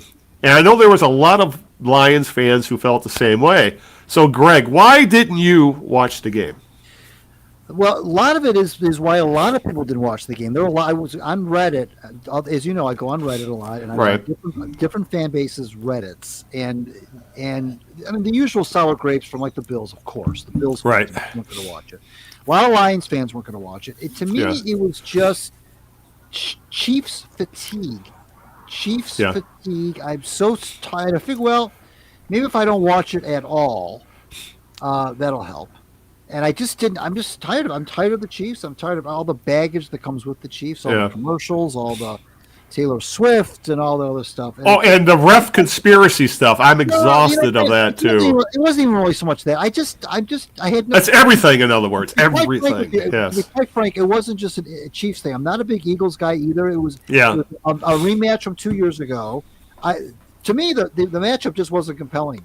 It just wasn't compelling. The Eagles are not a likable team. They're not a likable city. They don't have a likable fan base. So my pulling for them was more of an anti-Chiefs thing than it ever was a pro-Eagles thing, for sure. Right. But it just didn't interest me. The matchup didn't interest me. To me, even the commercials in the last several years haven't been all that great. I never watch halftime anyway. Yeah. I never hit. The acts are foreign to me. I don't even know who these people are half the time. So I didn't miss it. I checked in on the score, of course. Yeah. I mean, on my phone. Not I didn't watch it. Yeah. But I watched the last 30 seconds because I was happy to see that. I watched that. Yeah. I didn't watch the game. Well, when you mentioned about halftime, I was getting a text from my mother asking me, "Who is this?" Right. And remember, I'm 63. My mother is 80. And I'm like, Mom. They don't do halftime for people our age anymore. I said, I've accepted the fact that pop culture has long passed me by. Yes, I know who Kendrick Lamar is, because if you spend any amount of time online, you would at least know about the Kendrick Lamar Drake rival. I don't know what the hell to call it. Fight, whatever you want to call it. So I wouldn't know a Kendrick Lamar song if it bit me in the ass, because I'm not in that demographic, So I really wasn't paying that much attention to it either. And even though I did see, it did have Samuel L. Jackson, who was our age, no, older than us actually. He was in it, but your age. It's what. My age essentially. Yeah, right. I'm sorry, Nick. Didn't need to include you there, but. Yeah, it's a lot of the stuff associated with the Super Bowl, Greg, I don't think is aimed at our demographic anymore because advertisers don't care about us unless we're buying life insurance or pharmaceutical drugs. So, all right, Nick, before we get into Nick, people, we want to let everybody know, Nick still doesn't know who won the game. He has gone that dark on the Super Bowl that here we are, Monday night, 8:30. Nick still has Tuesday night. That's right, because we're a day late because of my colonoscopy. So we're 2 days past the game. Yeah, and Nick still doesn't know who he has gone deep. I don't know what the word for it would be, but he still does not know who the game. Nick, why didn't you watch the game? So I like to say I was off grid on that one. There you go. Yeah, that's the word I'm looking for. So this isn't unique to this year. I do have Chiefs fatigue and all the crap that goes with it and all the hoopla. But I gave up on the Super Bowl a long time ago. Yeah. Very specifically, number one, I don't care about any of the teams that are ever in it. I don't follow them. My sports watching is watching my Detroit teams. And if they're not playing or University of Michigan's not playing, I don't care. I just don't watch it. I'm not that of a generalist with sports to watch any game. That's always I've always been that way. But the Super Bowl in particular, it's just the hype and all the hoopla leading up to the stupid 2 weeks of nonsense analysis, predictions, just all that shit wears me out. Yeah. I just want to see the game. If it were just the game, I would have no problem with it at all. But it's all the crap that's before it, the announcers are always just like overhyping it. I mean, if a sport could be a cult, it would be the NFL. And I'm just not that much into it. I'm with Greg. I never gave a damn about halftime shows. I always hated. I want to see the game. It even annoys me to have halftimes in regular season games because I just want to watch the game. I enjoy the games. Yeah. So, and all the kind of like all of that, just the whole spectacle of the Super Bowl and all the hype just wears me out. And afterwards, a month from now, you can ask me who won the Super Bowl. I struggle to remember who the hell won the Super Bowl. I hope a month from now I'm going to ask Nick who won the Super Bowl, and he still won't know. So I know you wanted me to guess. I proposed guessing before you guys unveiled. If you don't want to know, I'm willing to keep you in the dark. I don't want to know. I honestly, I want to see how long I can get this going. Right. So, and I'll tell you, it's really not that easy because, of course not. If you're into sports at all, and the Super Bowl went on, it's going to be in your face. Yep. And I've stayed off of Twitter because there's going to be memes about it. There's going to be people repeating themselves over the Super Bowl. Some people whining, some people cheering. I'm just curious how long I could last without knowing who won. So. Well, I'm not going to. Mum's the word. So, but right. But I will add this. Nick's got a point with the Super Bowl because I know Greg will Greg and I being older. If you remember how bad the Super Bowls were in the 70s? Yes. They were some of the most boring football games I've ever seen in my life. They were just awful. They weren't close. No. Back then, the offenses, for the most part, sucked because it was still 3 yards in a cloud of dust for the most part. Right. And there were dynasties. So, it was the Steelers over and over again, for example. So, if that was an era... The way Nick is talking, he talks like someone who remembers the old Super Bowls for decades. The Super Bowl. No, was always a better game, Greg? The Grey Cup. The Grey Cup. Yeah, especially growing up here. We grew up in a border city, in Detroit, but we get Channel 9, on CBC out of Windsor, and they showed Canadian football. And the Grey Cup was always this hugely entertaining game. Lots of passing, lots of offense, lots of scoring. And then you go to the Super Bowl, and and it's the Steelers just grinding teams into dust, and it was boring as hell. So the Grey Cup, that's what championship games should be: fun, entertaining. And at least the Super Bowl we've had some much better games over the past 20 years, maybe. Right. But for the first 30 years of its existence, the Super Bowl sucked. Yeah. So Nick, you're not missing much. I'll say that. I don't think I am either.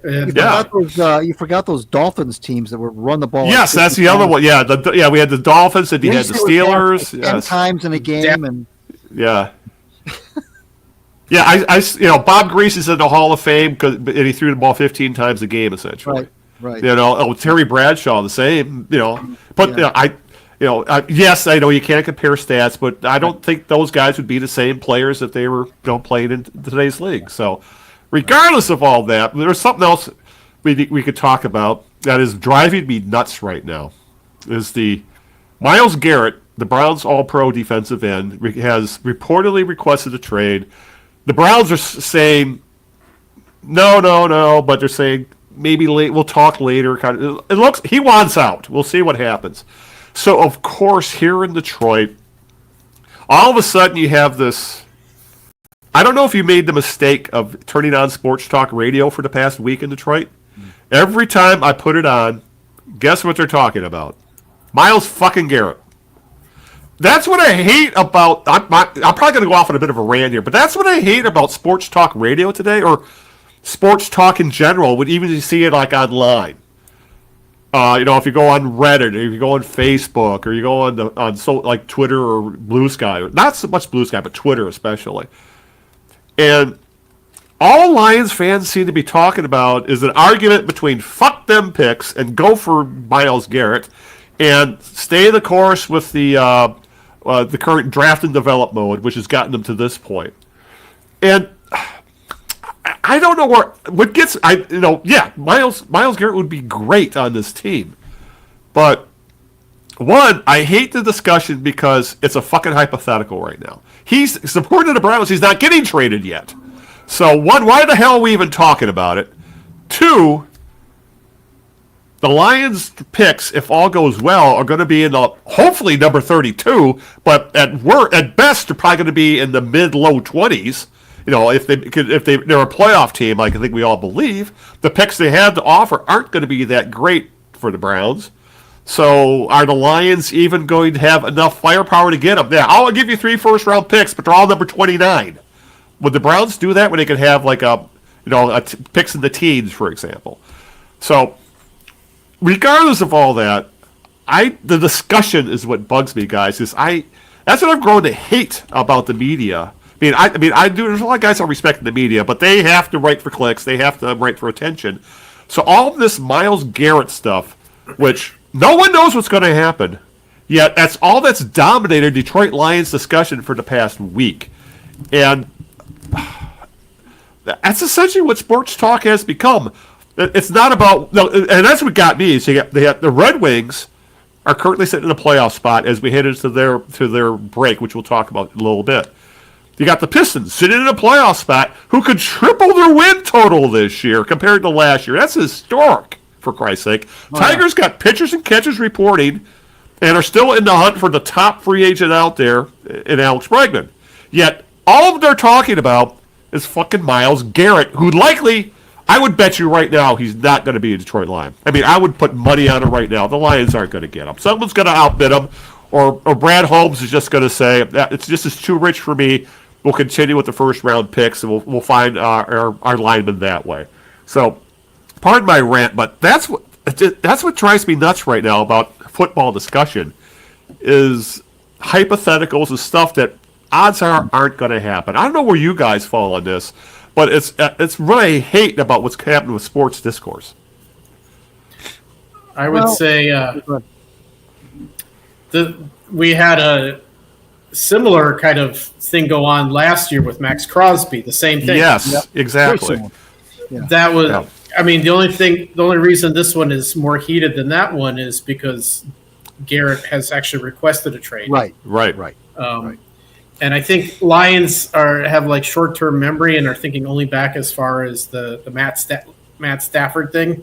Let's go, balls to the wall this coming year, get our guy and go to the Super Bowl. Give up whatever we need to get that Super Bowl ring. Well, it's one thing if it's your quarterback. It's another thing if it's a single defensive player. And as good as I want to call him Miles Davis, Myles Garrett.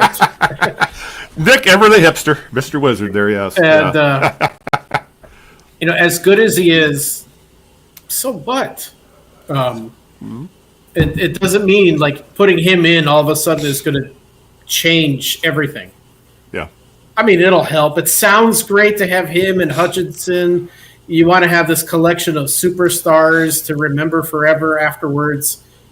But, Brad Holmes didn't improve the Lions by being stupid.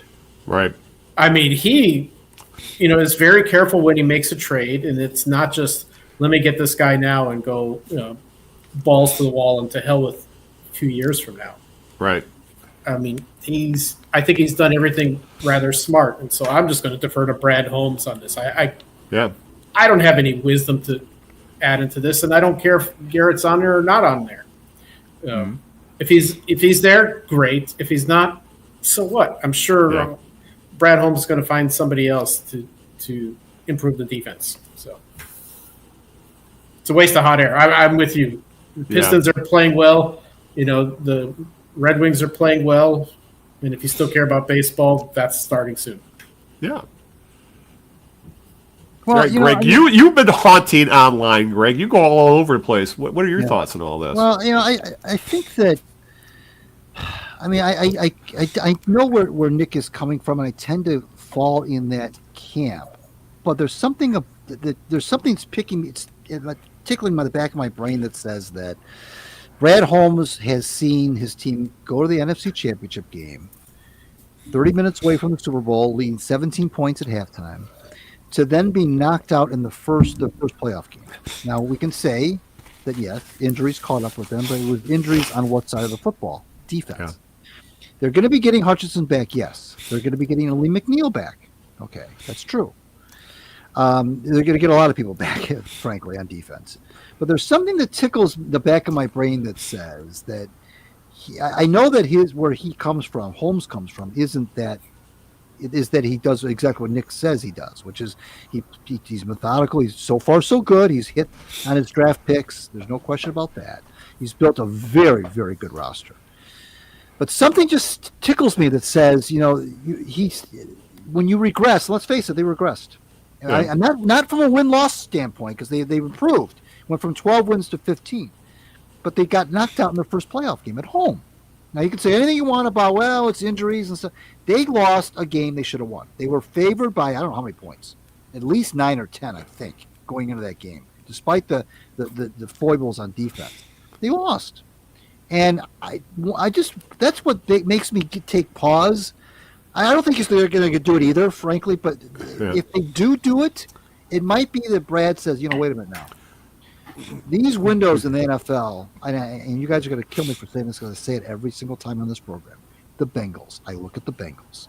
The Bengals went to the Super Bowl in 21. Young quarterback Joe Burrow. Young, fascinating receiver Jamar Chase. Some pieces on defense, including Detroit's now own DJ Reader. Okay, a lot of guys, it looked like they were set up for they were going to be a force in the AFC for many, several years to come. Hasn't happened. And they still have Burrow. They still have Chase. They still have a lot of pieces of that team that went to the Super Bowl in 21. I just wonder if Holmes thinks, you know what?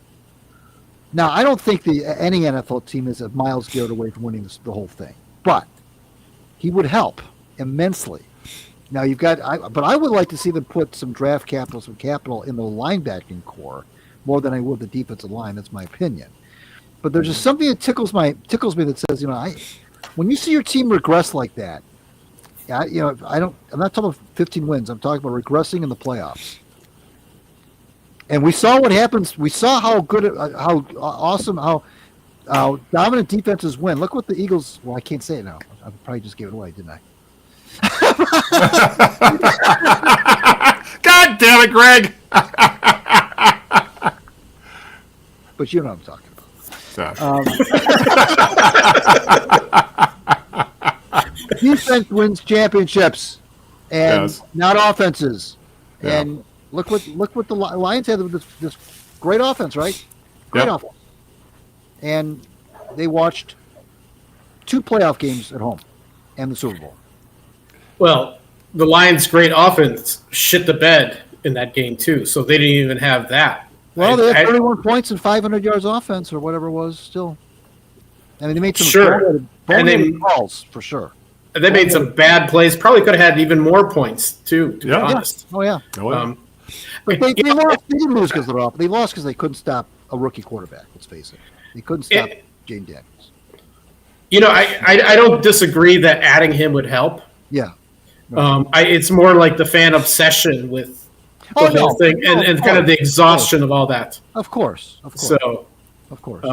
And it's kind of ironic that we talked about trades in sports but usually going balls to the wall on trades doesn't work out. I mean, the Stafford thing did for 1 year, but the very next year they were terrible. Yeah. Right.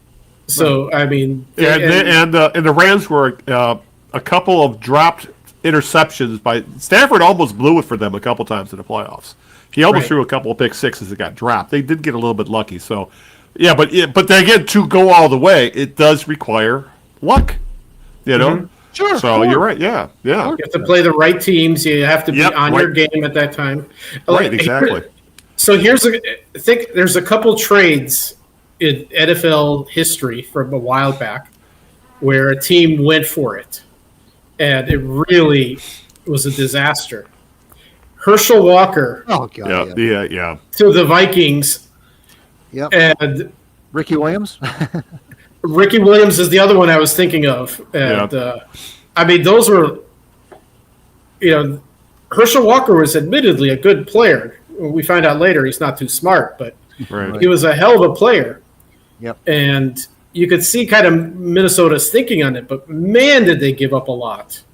And that probably accelerated Dallas's rise. Of course it did. How could it not? I mean, it was like an insane number of draft picks.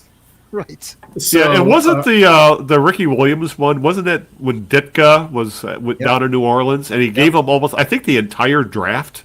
Yeah, I think like right? Everybody. That was the only time in NFL history that a team only had one draft pick. And it was Ricky Williams. Yeah. I don't think those things. I really don't. For a team sport to give up that much is insane. So, So I don't know if these these roll the dice or these Hail Mary type trades ever. They are rarely. They're risky. They really are, because you are essentially saying, you might be pissing away your future, and with no guarantee in the present. It is a very risky thing to do. And isn't Garrett 30 or close to 30? I'm sorry? Isn't Myles Garrett close to 30, if not 30? He's 29. Okay. He's 29, under contract for 2 years, and he's going. His contract's likely going to need to be either restructured or extended. And he's going to want a contract extension to get traded. And that's the other fear. If they decide to go for Garrett, does that mean then you have to decide, we're not going to re-sign Brian Branch, or we're not going to re-sign Kirby Joseph, or we're not going to re-sign Sam Laporta? Right. There are a lot of great young players on the Lions that they're going to have to make some decisions about. Hutchinson too. They haven't locked it. Exactly. And he's going to, Hutch is probably going to become the highest paid defensive end in the NFL. I'm sure. Yeah. So it's his turn, and he deserves it. He's that damn good. I mean, he is a defensive player of the year candidate. Sure. He and if he hadn't gotten hurt, who knows how many sacks that guy would have had? He had 7.5 in 5 games. Yeah. It was ridiculous. So, all right. With that, we will no longer talk about Myles Garrett till there's actually some real news about it. So, with that, let's move on to the Red Wings a little bit, because since we are getting kind of low on time and the Red Wings are playing well, but what's interesting is I wanted to ask you guys about this, since we're kind of talking about meta, more big picture stuff. They're on a 2-week hiatus because the NHL has their Four Nations face-off, which is teams of NHL players from Finland, Sweden, Canada, and the USA are going to be in a round-robin tournament, and I think the tournament runs like 8-9 days. And it's much like what you'd see in the Winter Olympics, the World Championships, or if you remember back in the day, the Canada Cup or the World Cup of Hockey. And those last two were NHL creations, because at that point they weren't in the Olympics.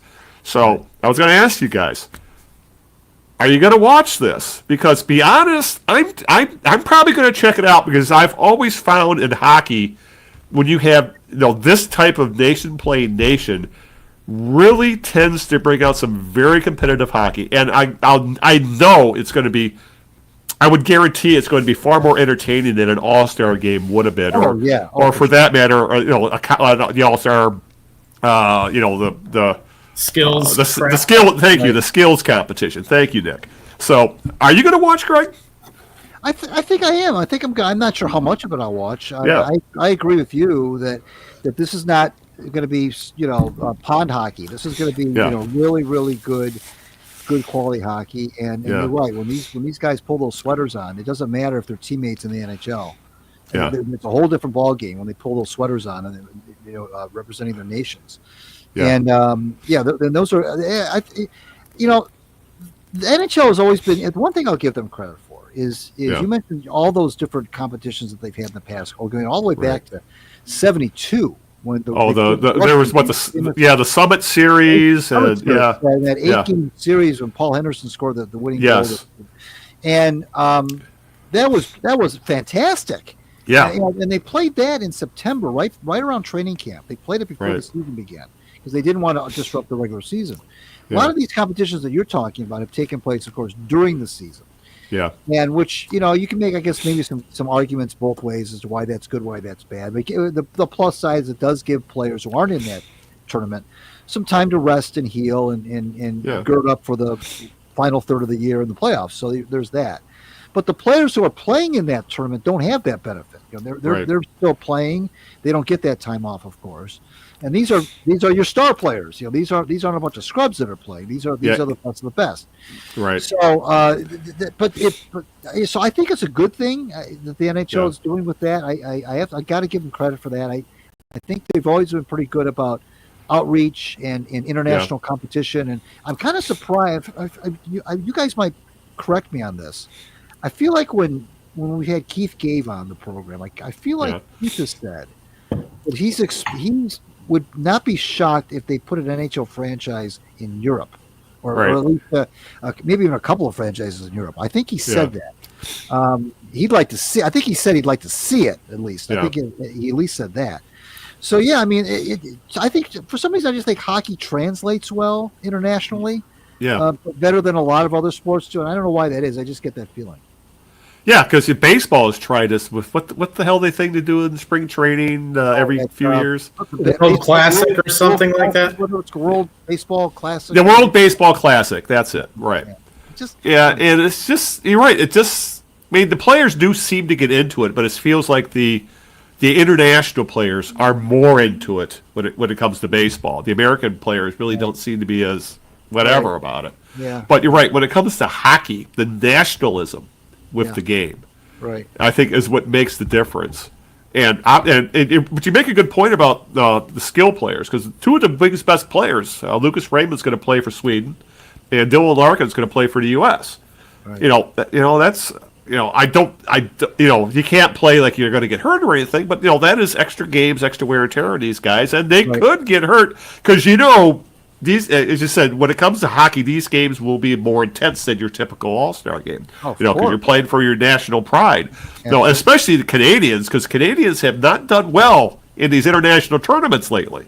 I mean, they haven't won the World Juniors. Is a huge deal to Canada. Huge. And who won it this year? The U.S. And who's the favorite in the Four Nations face-off? The U.S. And they're a overwhelming favorite, I believe, is the U.S. They supposedly they are loaded compared to the other three teams. Nick, are you going to watch? Do you even care? Because you tend to be a little more aloof when it comes to what you watch. So I generally don't watch All-Star games, especially anymore.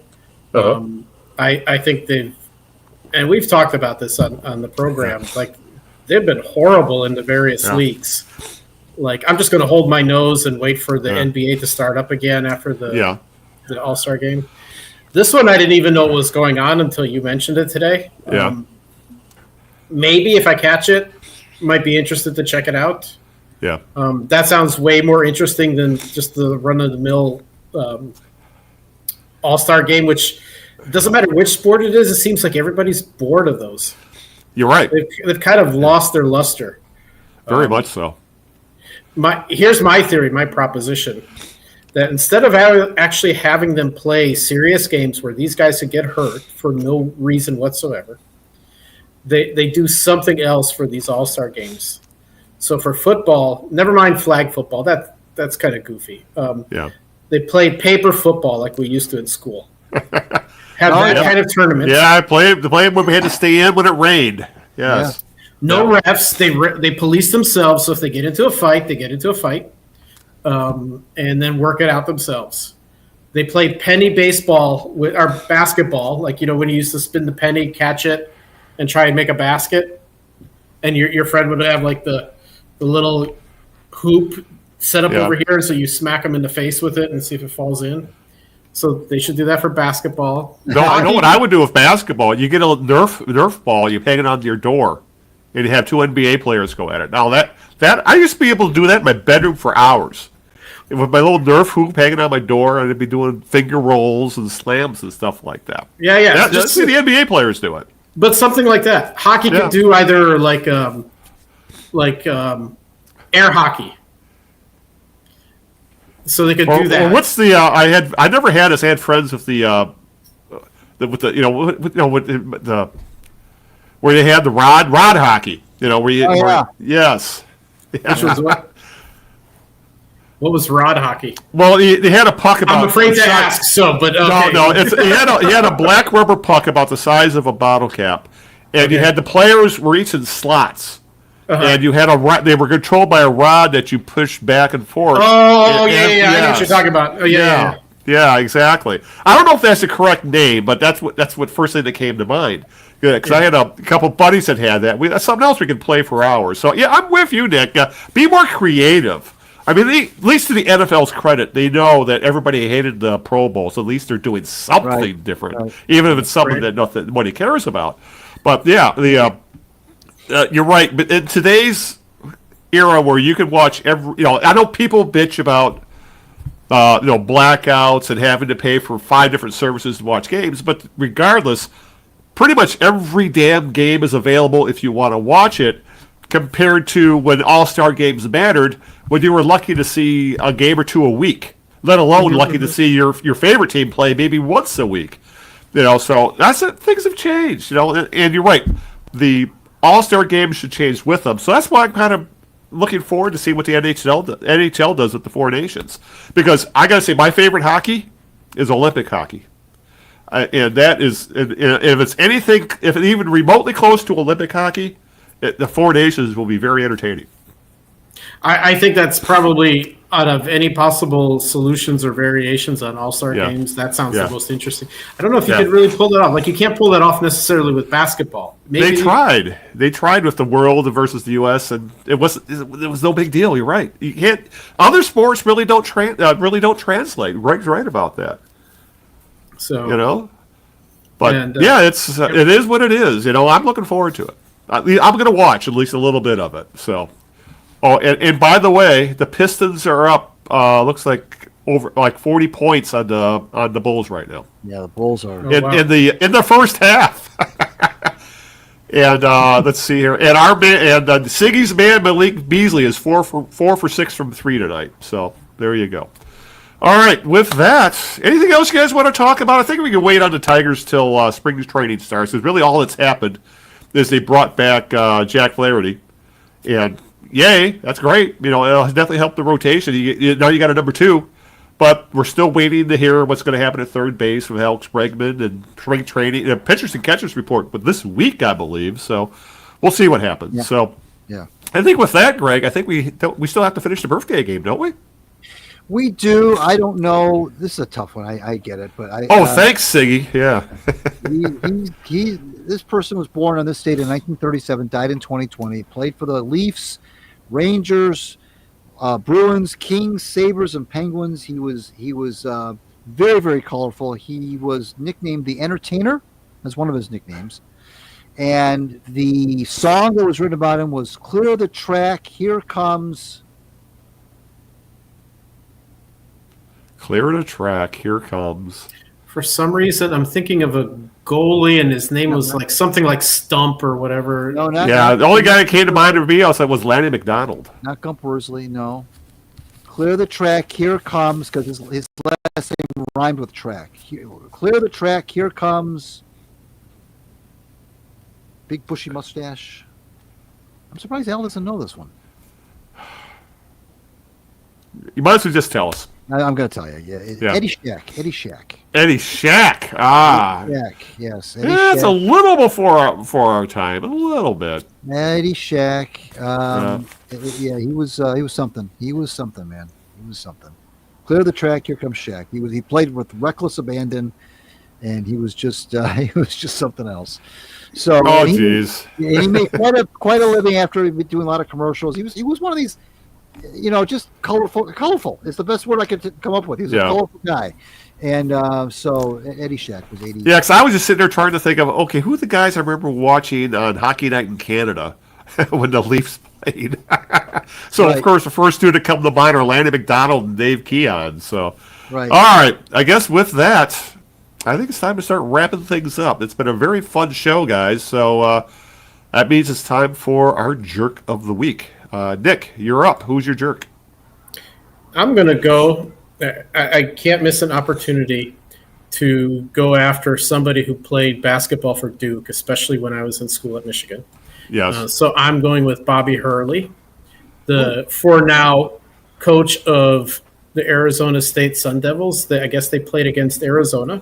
Okay. They got thumped pretty good by Arizona in the rivalry. And I guess also the Arizona players were trash talking quite a bit.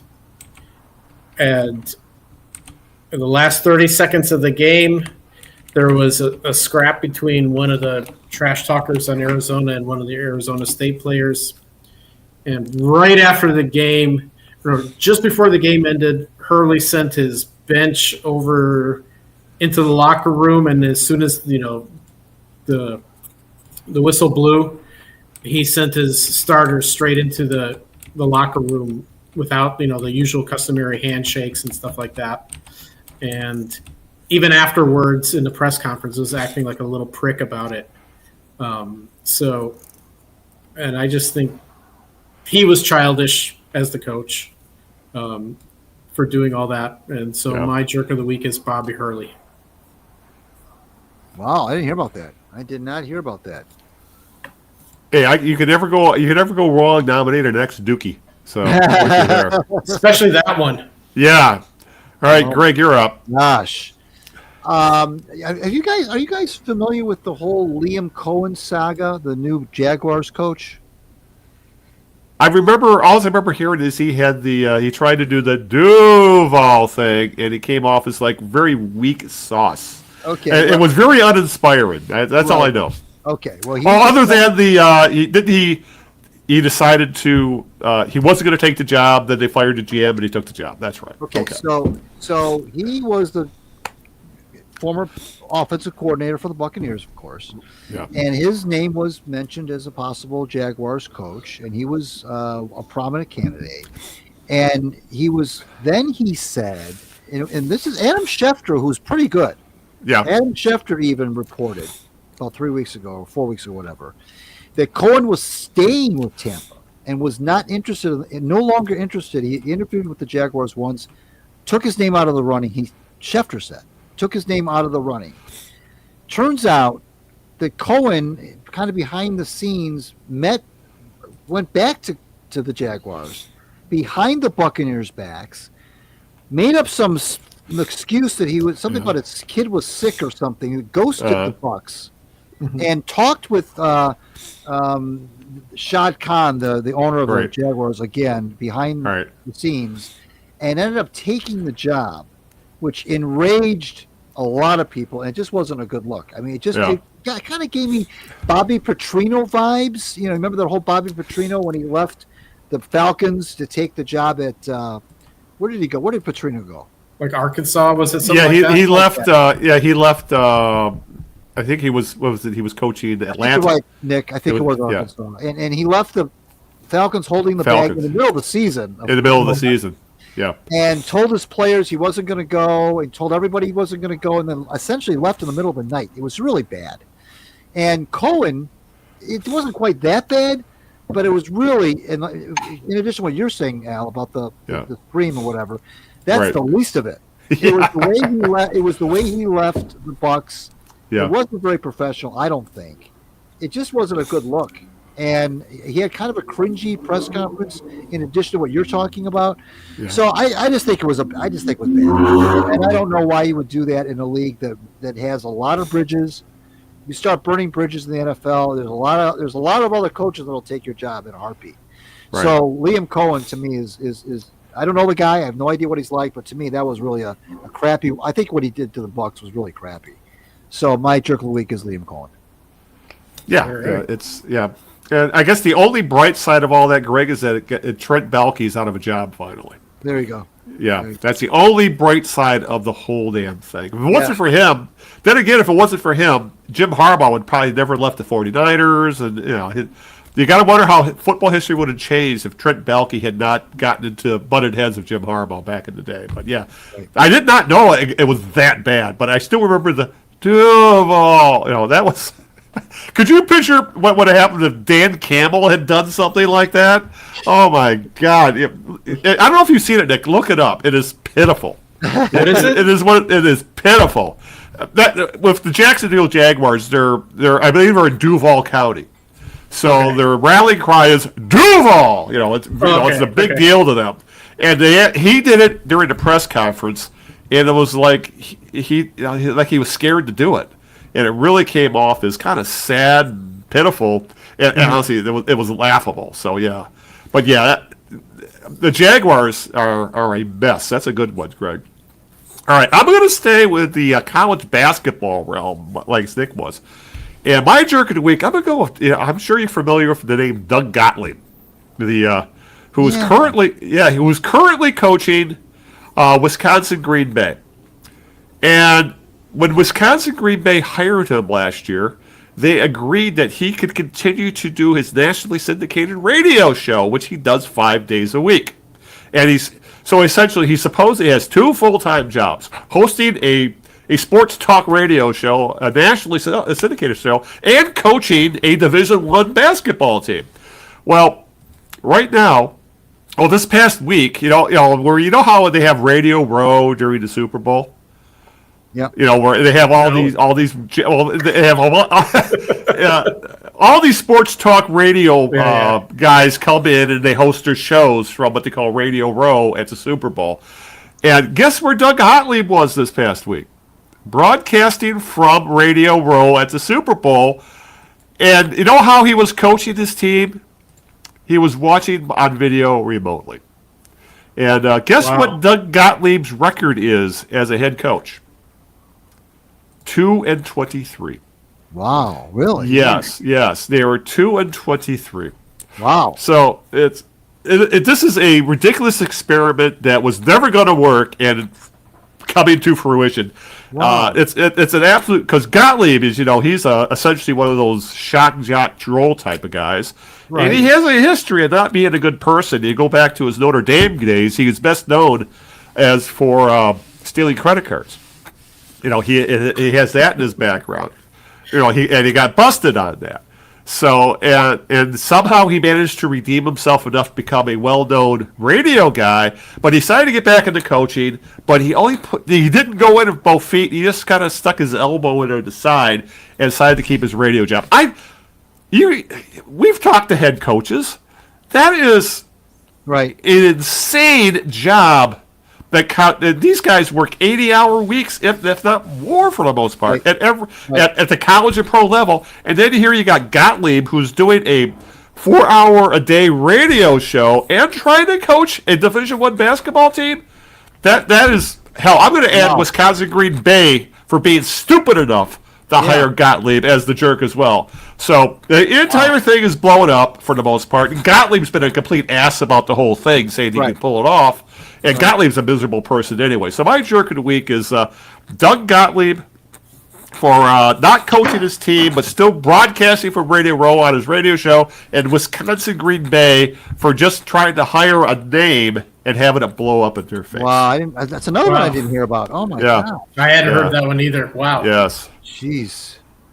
Yes. So, it's been it's honestly, guys, it's been a very vocal show. We've been doing a lot of yelling tonight. So, but with that, I think it's time to stop the yelling and wrap the show up. So, I guess, Greg, I give it to you. You get the floor. You get out the thank yous and what might be coming up and all that fun stuff. Sure. Thanks to Siddy Hall. That was always a lot of fun with Siddy, and he's so knowledgeable, and he makes my head swim with some of the stuff he knows about. The NBA, especially the current NBA, and that was a lot of fun. And in the quiz, he said to me, a few days ago, he said, "I got a quiz. Do you think we'll have time for it?" I said, "Of course, we'll make time for it." I mean, that was a lot of fun. So I appreciate him. Can't wait to talk to him later on down the line when the Pistons are maybe hopefully in the postseason. Right. Speaking of head coaches, I am pleased to announce that I know you guys know, but to the audience, that Eastern Michigan head football coach Chris Creighton will join us, as he always does, March 24th. Chris will be here, Coach Creighton. That's going to be interesting because typically when Coach is on, I'm not going to say it's a fluffy interview, but we've had good stuff to talk about. This is going to be a little different. Yeah. Because they're coming off of a disappointing year. There's some rumblings in the Eastern Michigan camp. Not when I say the camp, I mean the fan base that would like to see him replaced. And I'm not going to pull any punches. I'm asking these tough questions. Greg Steiner, who's the fantastic SID, knows this, and Greg's never given me a hard time about having Coach on. So we'll have him on March 24th, and I'm sure Coach knows that one of the things he's going to have to be talking about is that disappointing last year. and so forth. So we'll do that. Next time we're with you, February 24th. I'm not sure who we'll have yet, if anyone, but March 24th for sure. Coach Creighton, I want to thank my lovely wife Sharon for putting up with this nonsense. Please read and subscribe to my Substack, gregeno.substack.com. Follow me on Twitter at Greg Eno, and follow me also on Blue Sky. I'm also Greg Eno there. And I want to thank you, gentlemen, for making, in this case, Tuesday nights so darn fun. Hey, I want to ask Chris when he's going to start his radio show. And Nick, let everybody know where they can find you online. Well, I'm usually on Twitter and a little bit on Blue Sky, and I haven't been on Twitter lately because I don't want to know who won the Super Bowl. Although I think I just found out. So, thanks. Yeah. But otherwise, like I said, I'm on Twitter at Nick Milanovich and on Blue Sky as Cat Up a Tree. So, yes, that's where you can find me if you want to chat sports.